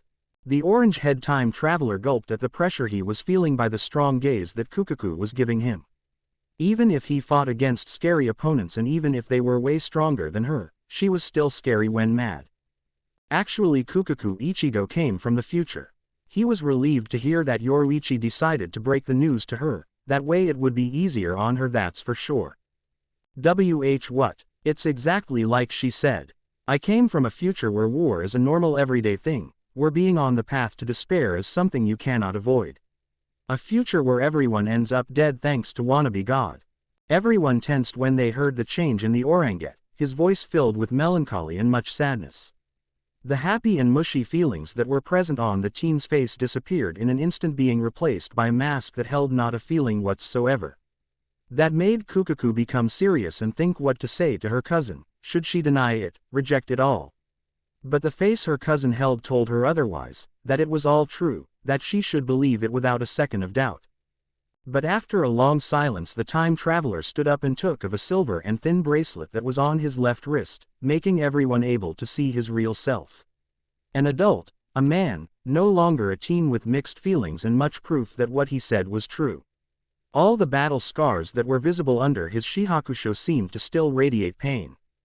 So it's true. Ah. Ichigo put the silver bracelet back on, not wanting to bring unwanted attention to his adult form, sitting back down in his place in front of the fireworks master. 12 years from now, I killed the man responsible for it all. I killed him with my own 2 hands, but it was too late. Everyone was dead, but even so by an accident I ended back in the past, and so I promised myself I would avoid all of this. Kukaku looked up into amber orbs full with determination that told her that he would fulfill his promise. Okay, I'll help you get into Sirite, but you have to promise me that you'll come back alive. We still have to throw you a party. She smiled at her cousin, trying to give her words more burden so that it could get into his thick-headed nature that he had to come back alive. You're the 3rd person that tells me to come back alive, and I'll tell you the same thing I told my sisters. I'm too stubborn to die. The heavy atmosphere that was created was slightly lifted when Ichigo smiled, even if a little, at the thought of his sisters back home. You better. That's a Shiba trait right there. Our stubbornness is known through all soul society. I bet it is. The black cat that was listening decided it was time to butt into the conversation and spoke up. The main objective is to stop the execution of Kuchiki Rukia. So girl, huh? Look at that, my baby cousin already has a girl, and a Kuchiki at that. Ichigo could only blush at Kukaku's comment, reminding him of the relationship he once held with the midget even if they were in war. Ha, so it is true. Shut up. And so this Kuchiki girl, what does it have to do with the guy that starts the war? Ichigo went serious once more and scowled. That bastard had everything to with it. He will reveal himself on the day of her execution. And I will kill him once more. Shouldn't you leave him in Central 46 hands? No. He may not have killed everyone yet, but he still is to blame for a lot of things: the Vizard's hollowification, Yoruichi's, Tessai's and Urahara's exile, Kaien's death, my mom's death. Hold on a minute. Kaien was killed by a holodeath. That was created and let free in the Rukongai by the man I'm going to kill. She could only stare wide-eyed at the new information that she was provided. She couldn't believe it. All this time thinking bad about the poor girl that had actually saved his brother, and it was all somebody else's fault. I won't let him live, not after what he did, and would do if I don't stop him. His words carried a great burden that assured you that he would kill the man responsible of the attack and that he would not be merciful. Okay, I just want to know one thing. His name. Squad 5 Captain Aizen Sausk. Kukaku could not find words. Such a kind captain did all that. It was hard to believe, but if she trusted someone it would be her newfound cousin. Very well, I'll prepare the cannon. Ganju. Hurried footsteps were heard outside the room until a shoji door opened, revealing a quite flustered Shiba Ganju. Yes, Ne-san. Prepare the 3 in the back to use the cannon. Yes, follow me, a Shinigami. Yes, and don't say a word, I'll explain later. Okay. Once the 3 humans and Ganju left, Ichigo faced Kukaku again, this time with a serious but not sad expression like the one he had before. Kukaku-nesan, I'm going to have to ask of another favor. Spit it, kid, you know I would do anything for family. Ichigo smirked. Of course she would do anything for family, that was the type of person she was. I'm not going to be able to return and live my normal life in the living world after this. I wanted to know if it wasn't a bother to live here with you guys. You know I would prefer to be with family. That's the dumbest request you could have asked for. This is already your home, you don't need to ask. And besides, being the firstborn son of the previous head, you know what that means. Not quite. Care to explain? All I know is that I'm going to get fit into the Shiba family. Not only that, kid, you're going to be forced into being the head of the clan, or at least pressure you into being the heir. Since you being the firstborn son of Isshinji, you have more power over that, and I can't argue. Also, the fact that we were banned from Sirite and the Shiba Manor was thanks to the sudden death of your dad, because he's from the main family, and we are more seen as a branch family even if we are not the far related. So once the elders and the Central 46 know of this, we will most likely be reinstalled as one of the great four noble houses thanks to you. Ichigo could only stare at his cousin, him the heir. That was new, at least he could tease Byakuya about it, but still the first thing that came to his mind when he thought of the noble was the fact that he was always busy. Paperwork. He still remembered the DANM paperwork when he was the captain of the 8th. It's not much of a problem except in the middle of the war it was always left at the last moment and it was a lot. I don't really mind, just so they don't start from the beginning to get me into an arranged marriage. Don't worry, the Shiba elders are way less strict than the other clans, and I wouldn't let them either way. But anyways, why won't you be able to return?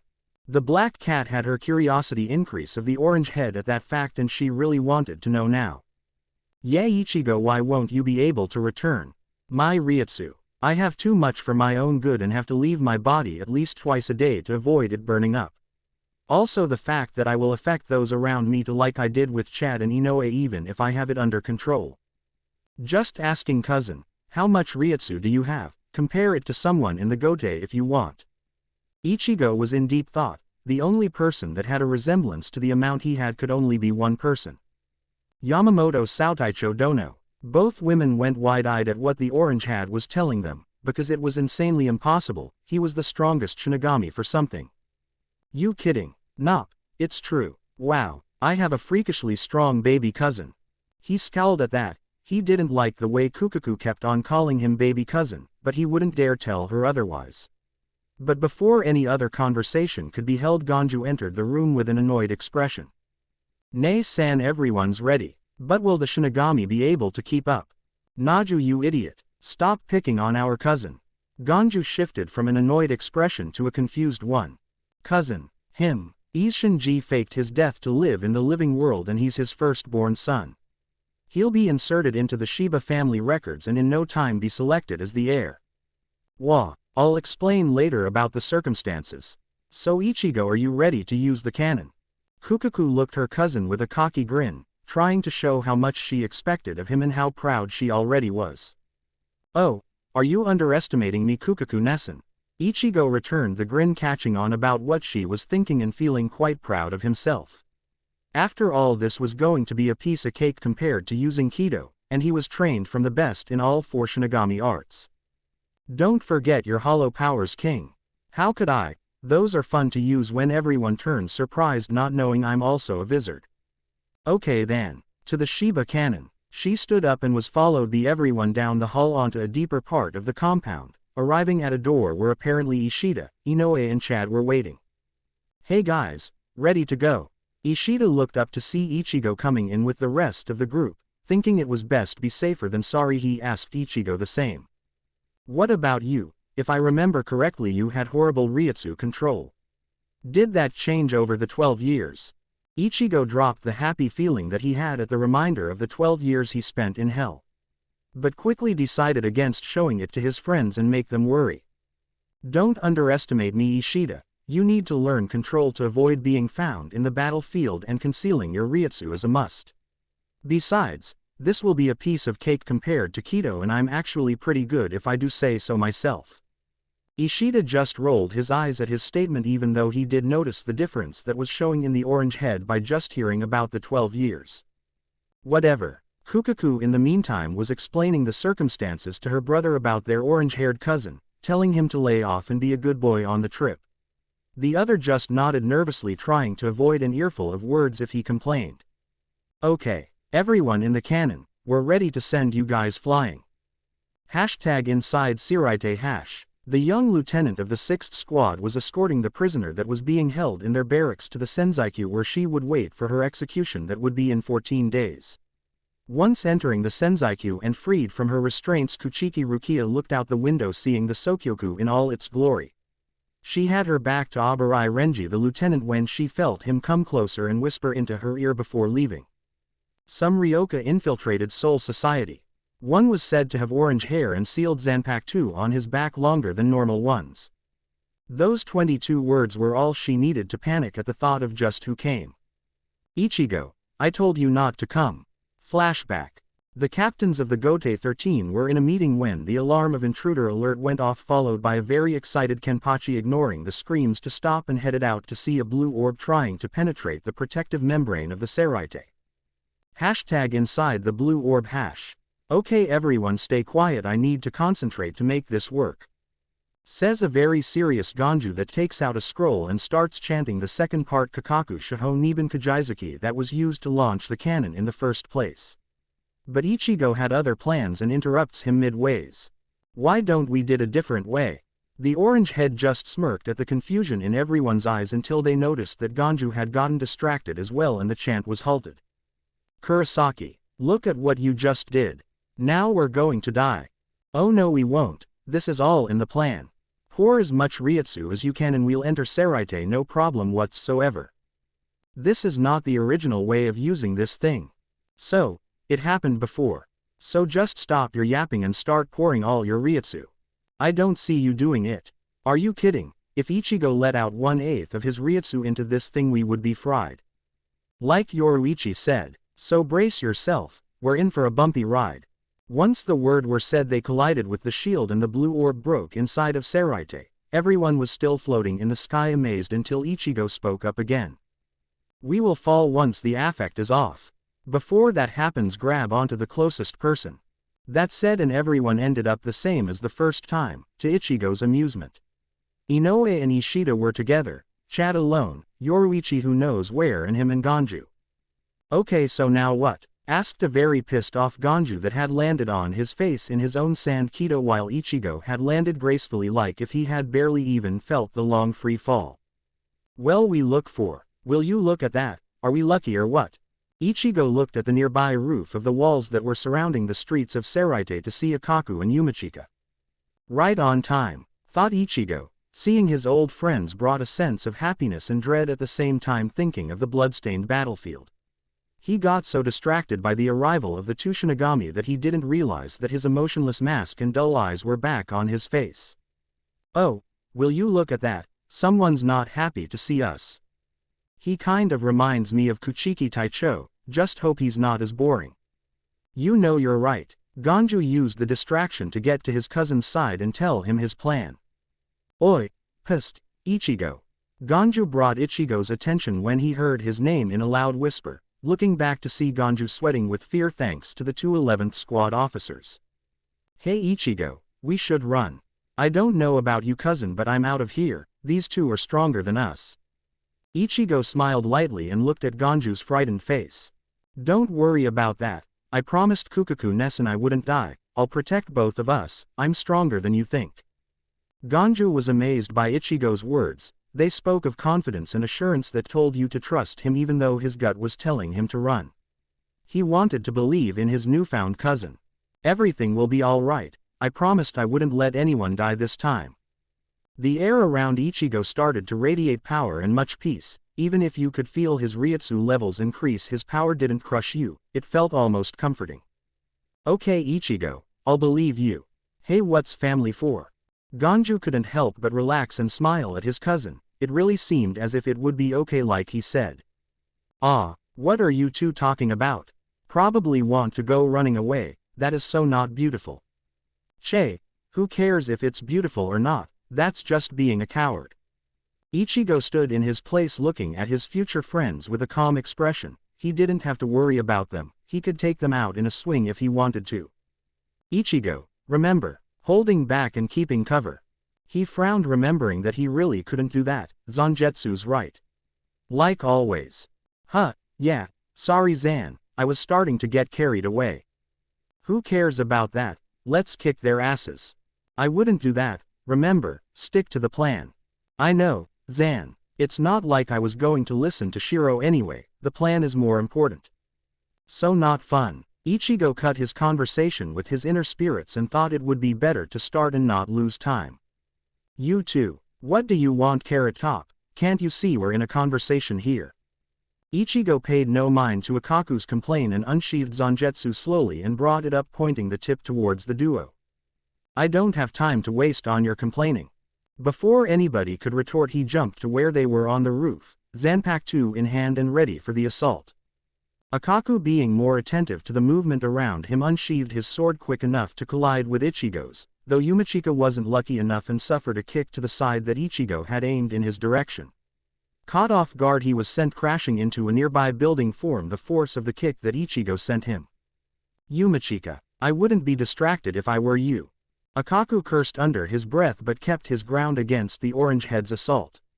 Fighting back with enough force, he was able to make him lower the force that the orange head was using on his sword and sent a slash to his shoulder. Ichigo quickly backflipped and avoided completely Akaku's strike and looked back at his opponent while still keeping a lookout for his other opponent. "Ha, you're pretty good, kid. Leem, ask your name, just in case." "Kurosaki Ichigo." "Ichigo, huh, good name." Ichigo smirked at his compliment and remembered their first fight where he had said the same thing. "You think so? That's the first time someone's complimented my name." "Yeah, people say names with Ichi in their name are handsome guys bursting with talent." 11th Squad 3rd Seat Madarame Akaku. "As two Ichi men, let's be friends." The former 8th Squad captain smiled widened and thought, why not? "Sure, that's the spirit. Here I come, Akaku." Ichigo once again leapt forward to attack him head-on, but at the last moment used Shunpo to appear behind him. In the nick of time, Akaku realized the fake and was able to partially block the attack with his sheath, but since it was so quick and wasn't ready for it, he was thrown back into a wall. "Hey Akaku, don't tell me you're down already." Ichigo rested Zangetsu on his shoulder and looked at the destroyed wall and waited for the cloud of dust to scatter and see his opponent's state. "Who's down? It's barely started. But damn, you're strong. No wonder Yumachika went down by your kick. Huh, years of stamina and strength. You're pretty young if you ask me. Let's get serious here, Ichigo. Nobiru Gro Huzukimaru. Release your Zanpakuto, Ichigo. I would rather have some fun before I beat you." "Ichigo, do as he says." "Awesome, I can defeat him without having to." "I know you can, but don't you think it's too much attention? Arioka beat a 3rd seat without his Shikai." Ichigo thought of Zangetsu's words and complied, seeing as it was the best way out and it would be faster. "Here I come, Akaku. Ten-o Setsuden Suru, cleave through the heavens, Zangetsu." Once Ichigo said the command, his sealed Nodashi turned into the familiar cleaver-like form of his Zanpakuto, facing downwards and slightly stabbed into the floor. "Nice Zanpakuto, Ichigo. Let's get serious." "Ah, sorry, but we should really get moving now." Akaku looked confused at his new friend, thinking he really didn't want to stop the fight just yet, but quickly got into battle stance, seeing him accumulating Ryutsu-like flames on his sword. Getsuga, Tenshou. A big blue crescent-like fang was the only warning he had before it went directly at him, cutting through Huzukimaru and right into his left shoulder and abdomen. A painful cry was heard coming from the 3rd seat, but even in tatters he refused to go down and held his ground, standing, but barely. "Did that's some powerful attack you got there. Ha, who would have expected? You don't seem storn at all. Ever heard of having your Ryutsu hidden?" "Of course I have, idiot, just not my style." Akaku was panting and barely holding his breath together. He was losing a lot of blood and it could be bad for him if he kept on standing. In front of him stood Ichigo with a calm expression, determination in his eyes yet a seemingly blank expression, holding Zangetsu in his right hand but no longer in a defensive position. Before anybody could blink, Ichigo was gone in a burst of Shunpo, going behind Akaku and hitting him with the blunt side of his blade in the neck to knock him out and falling with a thud to the ground. "I think you went too far." "But it was a small Getsuga." "Small for a war. For people that are half as strong as they turned out to be, not so small." "I can't believe I'm being lectured by you of all people." "Hey, I take offense in that." Ichigo couldn't help but smirk, thinking of the expression the hollow would have. "I'm sure you do." He was cut out of his thought when he heard a sudden gasp in Gonju's compliments. "Wow, you took out a 3rd seat with a swing of your Zanpakuto. You know, I'm proud to call you my cousin." Ichigo looked back at Gonju with a small smile on his face, sheathing back his sealed sword and proceeding to heal Akaku enough to survive until help came. "And you know healing Kido. Dang, remind me not to pick a fight against you." "I'll try to remember. But anyway, we should get going. Don't want anyone to find us." "Right." With a steady run they started making their way to the next destination. Ichigo knew what was next. Renji. He would have to kick some sense into the pineapple again. He hoped seeing such a good friend wouldn't make him blow his cover. Everything will be alright Ichigo, we're here for you remember. Yeah Kingy, don't go forgetting about us. Arigato. Hashtag Urahara Shoten, meeting room hash. The humble little shop was currently housing guests. Those guests weren't normal guests, no they weren't. The Shoten normally housed Shinigami, that was normal, no the people in front of Urahara were not Shinigami they were wizards. So, what do you want Kazuki? I'm sure you didn't blackmail us into coming just to grab a cup of tea now did ya? Kazuki took out of nowhere his fan and held it in front of his face trying to hide the slight pressure he was feeling right now. Ma, don't worry about that, let's have a nice chant and. The first thing that he realized is that he had just been hit in the face with a sandal. We didn't come here for a simple chat Baldy. You said it was important so spit it out. Like always the first to get aggressive was Hiyori, always making things slower using her violent methods even though the point was making it go faster.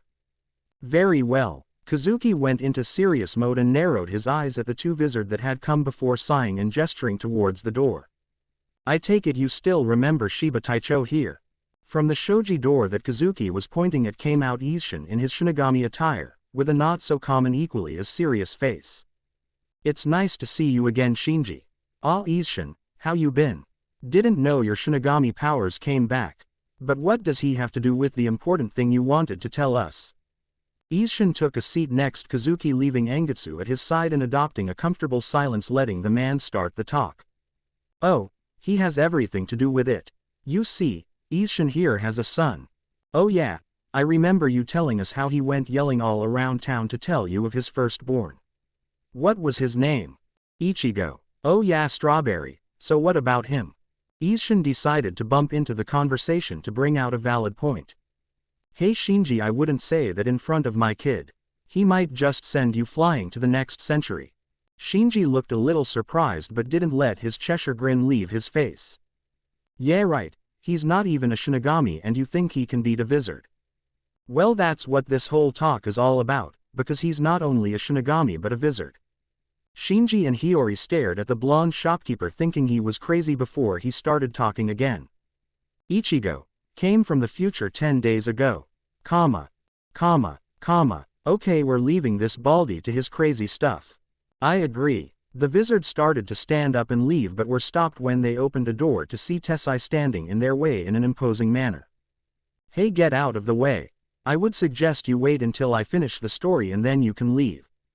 They reluctantly sat down again waiting for Kazuki to continue but nothing but happy to be forced to do so.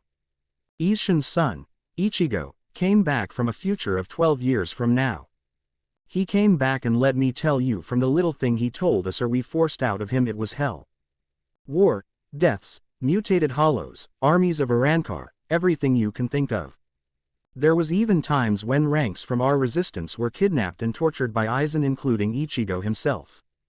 In the end the most massive battle happened while Ichigo was in a mission in Hueco Mundo. When he came back to Soul Society it was to find Shinigami and Arankar alike killed and the only one standing in the massacre was Aizen himself that hadn't come into battle in 4 years.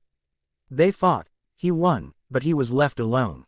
The Hogyoku sent him back in time being his greatest desire and here he is. Well no actually no that I think about it, he went into Soul Society just yesterday. Kazuki had started explaining in a serious manner and ended his last sentences with a grin on his face. Okay, first of all that's just all insane. Second of all, if he is from the future, the kid is crazy if he thinks going to Soul Society to tell them will make a difference. Isshin decided to butt in and correct Shinji with his complaints about insane and crazy. First, it's true, his spiritual form is almost double his normal age. Second he went into Soul Society not to have a chat or kill him head on. Isshin narrowed his eye and looked at everyone in the room making some gulp at seeing the usual goofy man so serious. He went to do exactly what he did the first time and fool the creep. From what he told us in his little invasion to save a Shinigami friend from execution, Aizen revealed himself in front of the captains and them on the day of the execution. He's going to surprise him when he appears all-powerful and finish him off. If you ask me it was the right decision. Shinji looked like he wanted to flush all the information that he was just given and say it was crap, but the sincere look on the two ex-captains said otherwise. They never really lied to them if they were telling something, only keep secrets apparently. He sighed and looked back at his fellow wizard seeking to see what was on her mind and was surprised to see she wasn't that skeptical anymore, if not more open to the possibilities. What if I tell you I might be willing to believe your story? How would you prove it if the kid is in Soul Society? Before we left I asked him if he knew you guys since he has an inner hollow and all. He said he did, fought alongside you guys more than once after the war started and everyone was involved. Even told me your squad and his were sent together on missions often. I became a captain again. Like old man Yama would let that happen, even more reason Central 46 wouldn't either. From what he told us Yamamoto Dono died 3 years into the war, and that the war was so dire no one really cared who was fighting alongside you, the only thing that mattered was surviving. But anyway, back to topic, I asked him if I could tell you. He said you wouldn't believe me anyway so he didn't care. Looks like the kid knows me. Shinji smiled at that. Apparently he did know him, but he was still curious as to the fact that he had become a captain again, but he could ask later. And the thing is he gave me a hint to make you believe in this story, though he wouldn't tell me what it meant. Kazuki grabbed his chin in a thoughtful manner, oblivious to the fact that it was such a simple thing. Oh, and what would that be, Baldy? It's actually has something to do with you, Hiyori. She visibly paled at that, thinking maybe he knew one of her darkest secrets or something like that. Don't worry, it's just a number. Ask anyone, it would seem incredibly useless, but let's see what effect that number has. 69 minutes 2 seconds. Ring a bell. Both wizards' eyes widen in shock. That time not even Kazuki knew it. Those kind of things were only told around the family of wizards. There was no question anymore. There was no might believe even if they wanted to think it wasn't real. That was not information anyone knew besides the 8 of them. Shinji composed himself after the shock and looked at the two ex-captains, narrowing his eyes and thinking what to say. He sighed and relaxed, thinking what there was to do. The kid went to fool Aizen, he was going to kill him, and end of the story. Did he say anything else? Kazuki thought for a second, viewing his memories, trying to find anything of importance to tell the blonde. Yeah, now that I think about it, he did. But this is more of a general thing and it involves not only you guys. Oh, and what would that be, Kazuki? Because he didn't tell me, and I'm his dad. I can understand the kid. With a dad like you who would go saying important stuff. But anyways, what did he say? Well, he said he would clear all our names. That he would make it so that if we want to we can go back. But that's all. He didn't exactly said who he was talking about. They 3 men went silent, trying to think the exact meaning of those words. They had completely forgotten there was a 4th guest as well. Cut the serious crap. When will the idiot come back? Everyone looked surprised at Hiyori that had broken the silence. Kazuki grabbed a thoughtful gaze and answered. I'm not quite sure, but I guess you're right. No use trying to get to conclusions, we should just wait until he gets back. But still I wonder. Number 6 hash. In the middle of Seraite, running along through the maze of streets, was a Shinigami with orange hair and a man with black hair and green clothing. The 2 of them had been running for quite a while, fending off any stray Shinigami that happened to cross their way but not stopping to give them a second glance. Hey Ichigo, I wanted to ask you something. Sure, go ahead. As what? You know Ne-san said true, about. Ichigo looked back at Ganju that was running slightly behind him, thinking that Kukaku most likely told him about his dad. The old goat alive. Yeah, my old man is very alive if you ask me. No, I didn't mean that. I know Ne-san told me to lay off, but I wanted to know, are you really from the... Wow, stop right there Ganju. I don't want anyone to find out just yet. But yeah, it's true. Ganju only looked down in embarrassment, thinking maybe he said something that hurt his cousin and that maybe it was a stupid idea to forget about Kukaku's order to lay off. I promise I'll tell you more detail when we get out of this mess. How about a chat over some sake when what I have to do is over? He could only look at his cousin's back but was happy that he didn't get mad or would stop talking to him. He was more surprised when he said a chat with some sake. It made him feel happy that he could get a chance to bond with his cousin.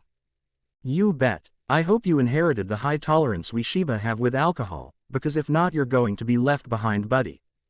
Ichigo smiled at that. Yeah, it could be fun spending some more time with his cousins even if they were a little crazy. Ha, you're on. They both kept going in a comfortable silence until after a while they found themselves getting near the base of a long set of staircases.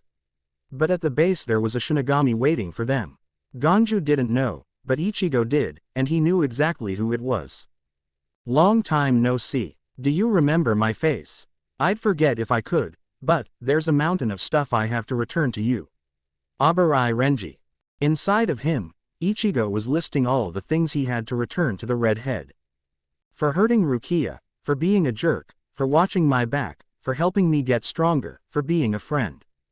For a second he lost himself, going back into his past, all the memories he had of the lieutenant, good ones and bad ones. Battles, jokes, there were a lot of things he could remember of the man he was able to call best friend in the years that went by. Didn't expect that. You even remembered my name. Pretty damn good. Ichigo couldn't avoid the smirk that was creeping on his face. Like if a friend of so long could be forgotten. But he didn't know. None of his Shinigami friends knew. So that's what he had to do, act like if he didn't know either. At least for now, because maybe someday, the friendships could return.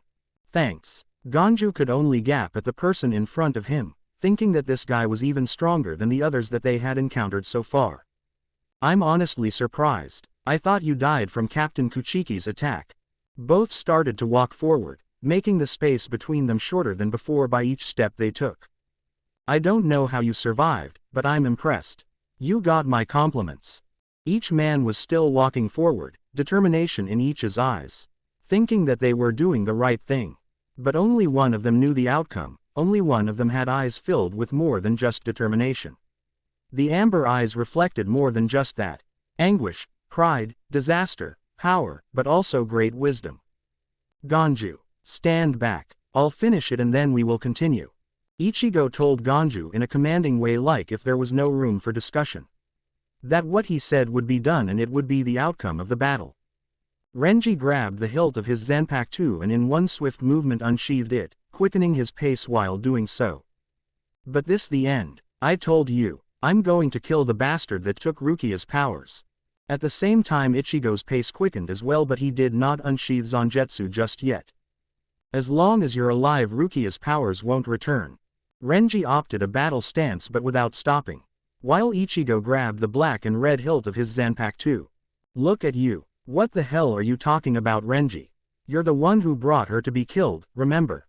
All of a sudden Renji Shun-Pyo'd forward to strike Ichigo, and Ichigo unsheathed Zangetsu to block the frontal attack. You're going to let me pass. If you can beat me first.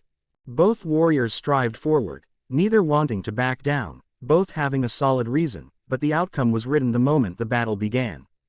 Number 7 hash. Both men ran forward, sealed swords colliding in a fight for dominance, trying to push back the other, neither gaining the advantage and neither wanting to step back. They broke apart momentarily to gain some distance. Renny placed a hand on the side of his blade and in a quick swift movement brushed the length of said blade with a scream. Howl Zabumaru. Renji released his Shikai and swinged the spiked blade towards Ichigo. Ichigo dodged in a quick shunpo for Renji and got behind him aiming for his back. Renji realizing this brought back his blade to counter Ichigo's attack. I must say you're pretty fast. Why thank you. Think you can keep up. Don't underestimate me. Giving another swing towards the orange head, catching him slightly off guard and pushed him back, but not even a scratch was present yet as he was able to block the attack with the side of his blade. Ha, you're going to have to try better if you're going to back up your words. Tenno Setsuden Suru cleaved through the heavens Zangetsu. Ichigo released Zangetsu and jumped to attack the lieutenant with his clever-like Zanpakuto. Renji dodged at the nick of time and swung Zabumaru towards the back of his opponent. Having realized Renji would attack him from behind, he was able to spin around and kick the blade, deflecting it in a different direction. Not being done yet, Renji attacked a second time, but this time to Orange Head's side. Instead of deflecting, he dodged and ran forward to get the distance between the two to be smaller. Seeing this, the red head brought back the blade to find Ichigo's but was surprised when the orange head was not where he was. Being 3 times the limit before needing to retract his Zanpakuto back into position, he was defenseless when Ichigo fired a nameless Getsuga Tenshou at his side, sending him crashing into a nearby building. What happened, Renji? Was that too much for you? Rubble was heard in the hole where Renji was giving the idea that he must be standing up. Through the hole came out a panting Renji. His side was bleeding heavily and his hair was down, his cloths were getting covered in blood and had a nasty hit in the head. Shoo! Shut up, you bastard. Ichigo could only smirk at that. As stubborn as always. Both stood in place. Ichigo had Zangetsu on his shoulder, standing proud and with a neutral face looking directly at Renji.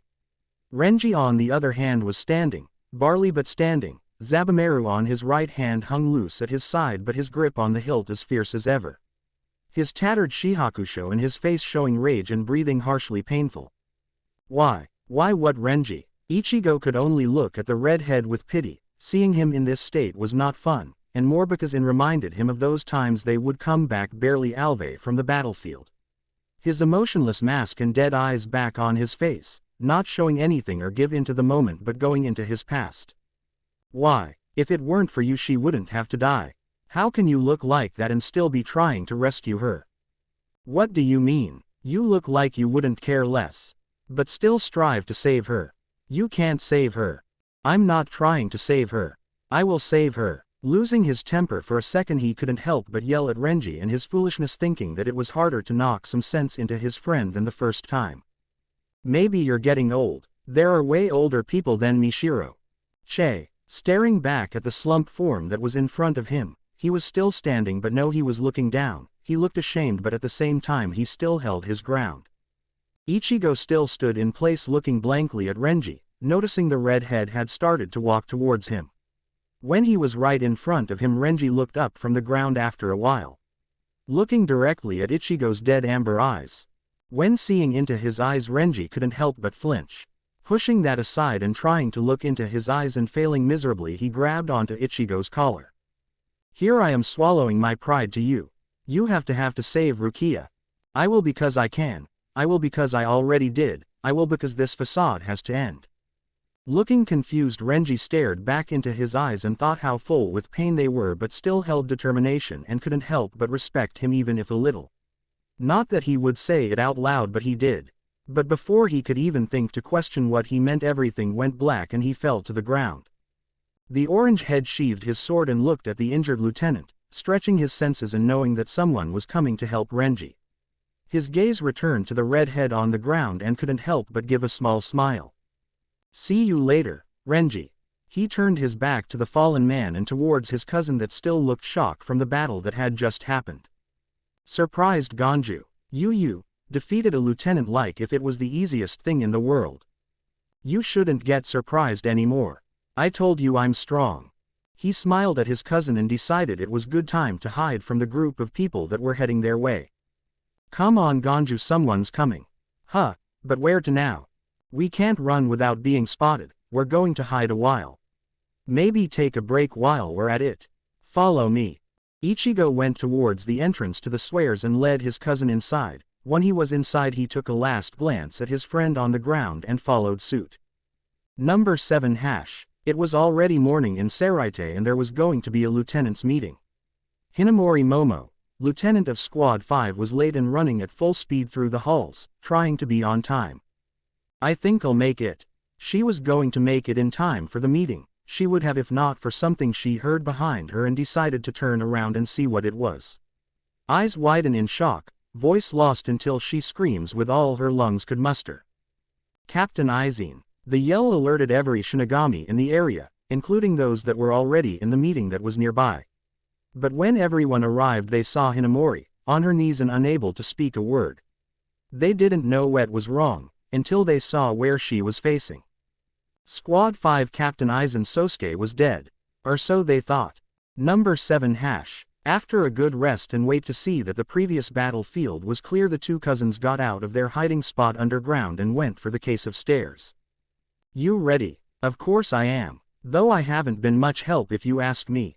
Ichigo looked at his cousin in sympathy, thinking maybe he should have left him something to do. Don't worry, I bet you will do something useful soon. But I want to ask you to hide once we get upstairs. Why, I've been pretty useless so far, why can't I help you? He looked back at his cousin. He could see that he really wanted to help but not yet, maybe later but not with him, no, defiantly not him. There's a captain upstairs. He's very strong, so the Ryutsu might crush you. Ganju looked in the eye at his cousin. He knew he wouldn't be of help, but still. All he could do is worry for his cousin now and hope there would be an opportunity to help later. Can you beat him? The orange head could only give a cocky smirk at his cousin's worries. Of course. Both started to run towards the top, not really stopping to take a breath. That was until the all-too-familiar presence of Zaraki Kenpachi appeared. Ganju, you know what to do. If you want, go have a chat with the lieutenant, she won't kill you. Ah, I think I'm good, thanks. Good. Stay away from the battle. This man has monstrous amount of Ryutsu. Ichigo looks up to a nearby roof where Kenpachi is hiding. Last time he didn't know where he was, but not this time. Oh, you seem strong. Akaku told me about you. Kenpachi broke into a crazy blood-lusting grin. From the top of the roof he sprung forward towards Ichigo, sword in hand but not exactly striking yet. Let's fight. Kurosaki Ichigo. The two men, standing, one in front of the other, waiting for one to make the move. Kenpachi still had his crazy grin on his face. His pink-haired lieutenant was already in a nearby building to observe the fight. Yakiru had dragged along Ganju and were both seated to watch the clash of steel. Ichigo had a neutral expression, one that didn't betray the feelings he had inside, dull amber eyes longing to finish the battle but at the same time thinking how to make this satisfying enough for Kenpachi to fall and not die. I'll let you take the first hit, try and cut me, Ichigo. Ichigo eyed Kenpachi. Memories of the first battle resurfing, thinking how the first time he couldn't even cut his skin. Not thinking twice he shun-PO'd forward and aimed for a slash to his uncovered chest. Surprise and blood was what in the air. Not only had Kenpachi been surprised that he was cut but also the specters that were watching. Blood was in the air from the first injury that nobody was able to see being made. Huh, make this fun for me. Ichigo, let's do this. Kenpachi. Both went forward to meet the other. Kenpachi had his nameless Zanpakuto in one hand following Ichigo in swings of steel aiming to cut the orange head. Ichigo had Zangetsu in his right hand, grip tight but relaxed at the same time, dodging Kenpachi's assaults one after the other, sidestepping in the last minute as to not grow suspicions. Stop dodging and fight. 1 foot forward, steel blade coming from below normal height moving upwards to find skin, satisfying Kenpachi's urge for a good fight.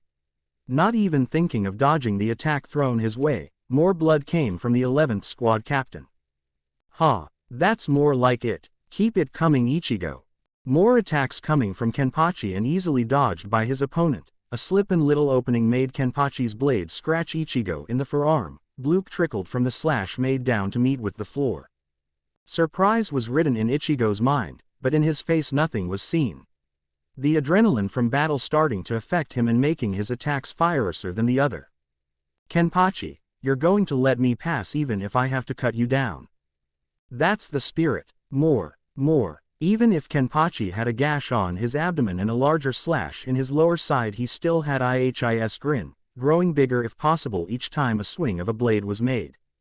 Sidestepping, dodging, attacking, that was all that Ichigo did. He would not even think of using Kido with Kenpachi. With only a shallow injury on his forearm that had already stopped bleeding. Losing concentration for a moment when he felt Chad had started his battle with the 8th squad captain, Kenpachi was able to make a slash at his shoulder, not really deep, but still it was not that shallow. The only thing that made the injury not so deep was the fact that he unconsciously hardened his skin in the last moment with his hierro. What's wrong, Ichigo? Don't lose your concentration. Che, shut up. Ah, Kingy, that sounds like something the 15-year-old Ichigo would say. You shut up too, Shiro. I have to finish this and go pick up Chad. I know Kiraku-san will take care of him, but I prefer not to let him be captured. A stronger attack coming from Kenpachi brought him back to the battle. Not really trying to counter-attack, he was slightly pushed back before he freed himself from the clash of blades. I'm sorry. This is going to have to end. Kenpachi. Ten-O Setsuden Suru cleaved through the heavens. Zangetsu. The sealed state of Zangetsu changed into his original cleaver-like state. Blue Ryutsu like flames swirling around Ichigo's feet and going directly towards Zangetsu. End it. The fun is just beginning. And more since you released your blade. Kenpachi. If you don't give it your all, you'll die. With a quick swing he collided with his opponent's nameless Zanpakuto. He could hear it, the poor spirit that was not recognized by his master. Both blades fighting for dominance, putting a hand on the blunt side to steady his stance for the next thing he had in plan. Only above a whisper did Kenpachi hear the two words that came, momentarily catching a glimpse of amber eyes hidden behind orange bangs that held determination and power. Getsuga, Tenshou. The area between white buildings where they were fighting was filled with the blue light of the Getsuga Tenshou, engulfing both warriors in it. When the dust of the attack was cleared, in the middle of the battlefield were both standing.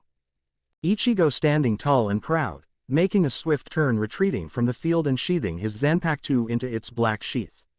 Kenpachi that was standing even when Ichigo was in front of him had acquired a nasty horizontal slash from his right waist, to his left shoulder, fell to the ground and blood was sprayed the moment the click of Ichigo's scabbard and Tsuba collided, like if in command from the one that was in charge. From behind came Yakiru that approached Kenpachi to pick him up, grabbing him and putting his arm on her shoulder to carry him. Looking towards the retreating form of his silent opponent and directing towards him. Thank you very much. Ken-chan had a lot of fun. I hope that you will play with him again.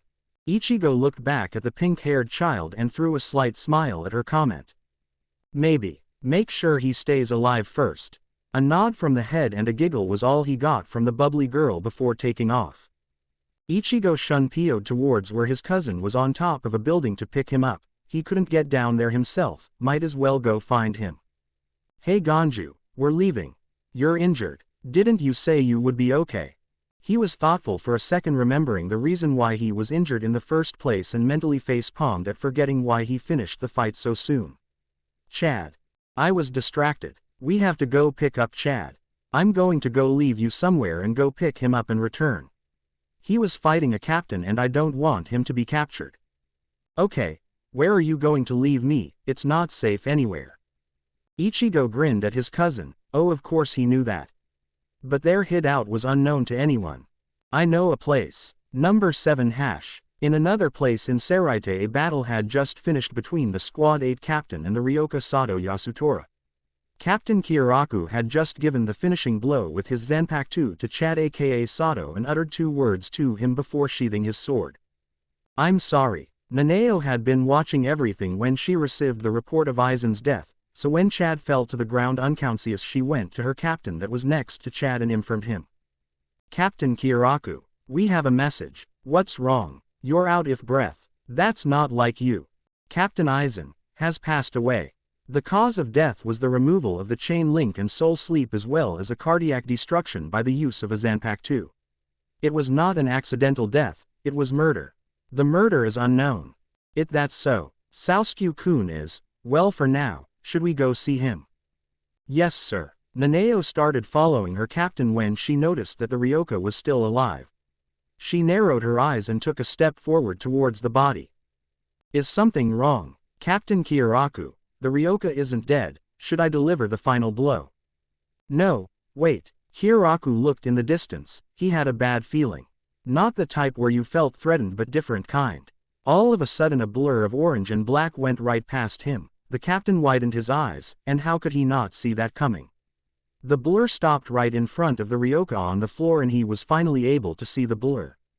It was a boy with bright orange hair, a standard Shinigami attire and a Zanpakuto in a black sheath at his back. Why hello there captain. Sorry but I'm going to have to take Chad. Bye. They didn't even have time before the boy disappeared in a flash of shunpo that visibly neither the captain nor the lieutenant could follow. Wow, what was that? Quote, Nanao was shocked beyond belief. Not only someone had snuck up behind her captain, but he just said bye and picked up the Ryoka. I think he was a fellow Ryoka. Kyoraku narrowed his eyes, thinking about the strange scene that had happened. He was fast, faster than him. He didn't even think of being able to catch up, besides he was very well concealed until the last moment. No one would have guessed that he would arrive, like an assassin that just came and snuck up his prey. We're leaving Nanao-chan. Why yes sir. Number 7 hash. Ichigo had just gone and dropped off Ganju in Yoruichi's hideout and was going at top speed towards where Chad would be fighting. He had just felt his Ryutsu fall, so he suspected that he had just lost. He started speeding up even more, using Shundo to gain even more speed as not be noticed by anyone. He also had his Ryutsu completely concealed so they wouldn't expect him when he arrived. He could see the battlefield already. He must hurry before someone else comes. Not that they could follow him even with extra luggage. If he was proud of something, it was his speed. He wasn't the goddess of Flash's star pupil for nothing. Why hello there, Captain. Sorry, but I'm going to have to take Chad. Bye. The shocked expressions of both Kiraku-san and Aiz-san were hilarious. I don't think they were expecting something like that to happen. I doubt that they were expecting an insanely fast Ryoka King. Still, it was funny. But Chad's really injured. Hope my ability in healing Kido is enough. Ichigo. Ichigo looked back at the black cat that was trying everything to catch up. He stopped when he noticed it was Yoruichi on a nearby roof. Hey Yoruichi. What you doing? Yoruichi looked at Chad that was slumped on Ichigo's shoulder with curiosity, seeing as he was injured. But also the teen was slightly injured, nothing major, not injured as well, and that speed. Where are you going in such a hurry? Oh, well, I sensed Chad's Ryutsu and went to go pick him up. And where's Kukaku's brother? Surely you didn't leave your cousin alone. Did you? No, of course not. I'm going to meet up with him actually.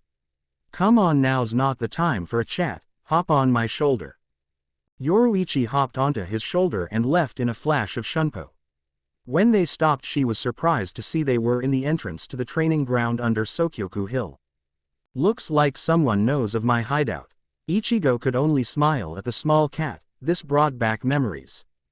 Of course, would you think your star pupil wouldn't know of this place? Had to be. Let's go in. Hope you can help me patch up Chad. Sure. You should get that shoulder fixed too. He looked at his injured shoulder and sighed. It wasn't his intention to get injured at all. But oh well, where's a battle with Kenpachi without injuries? I guess. Come on. I bet Ganju is already impatient.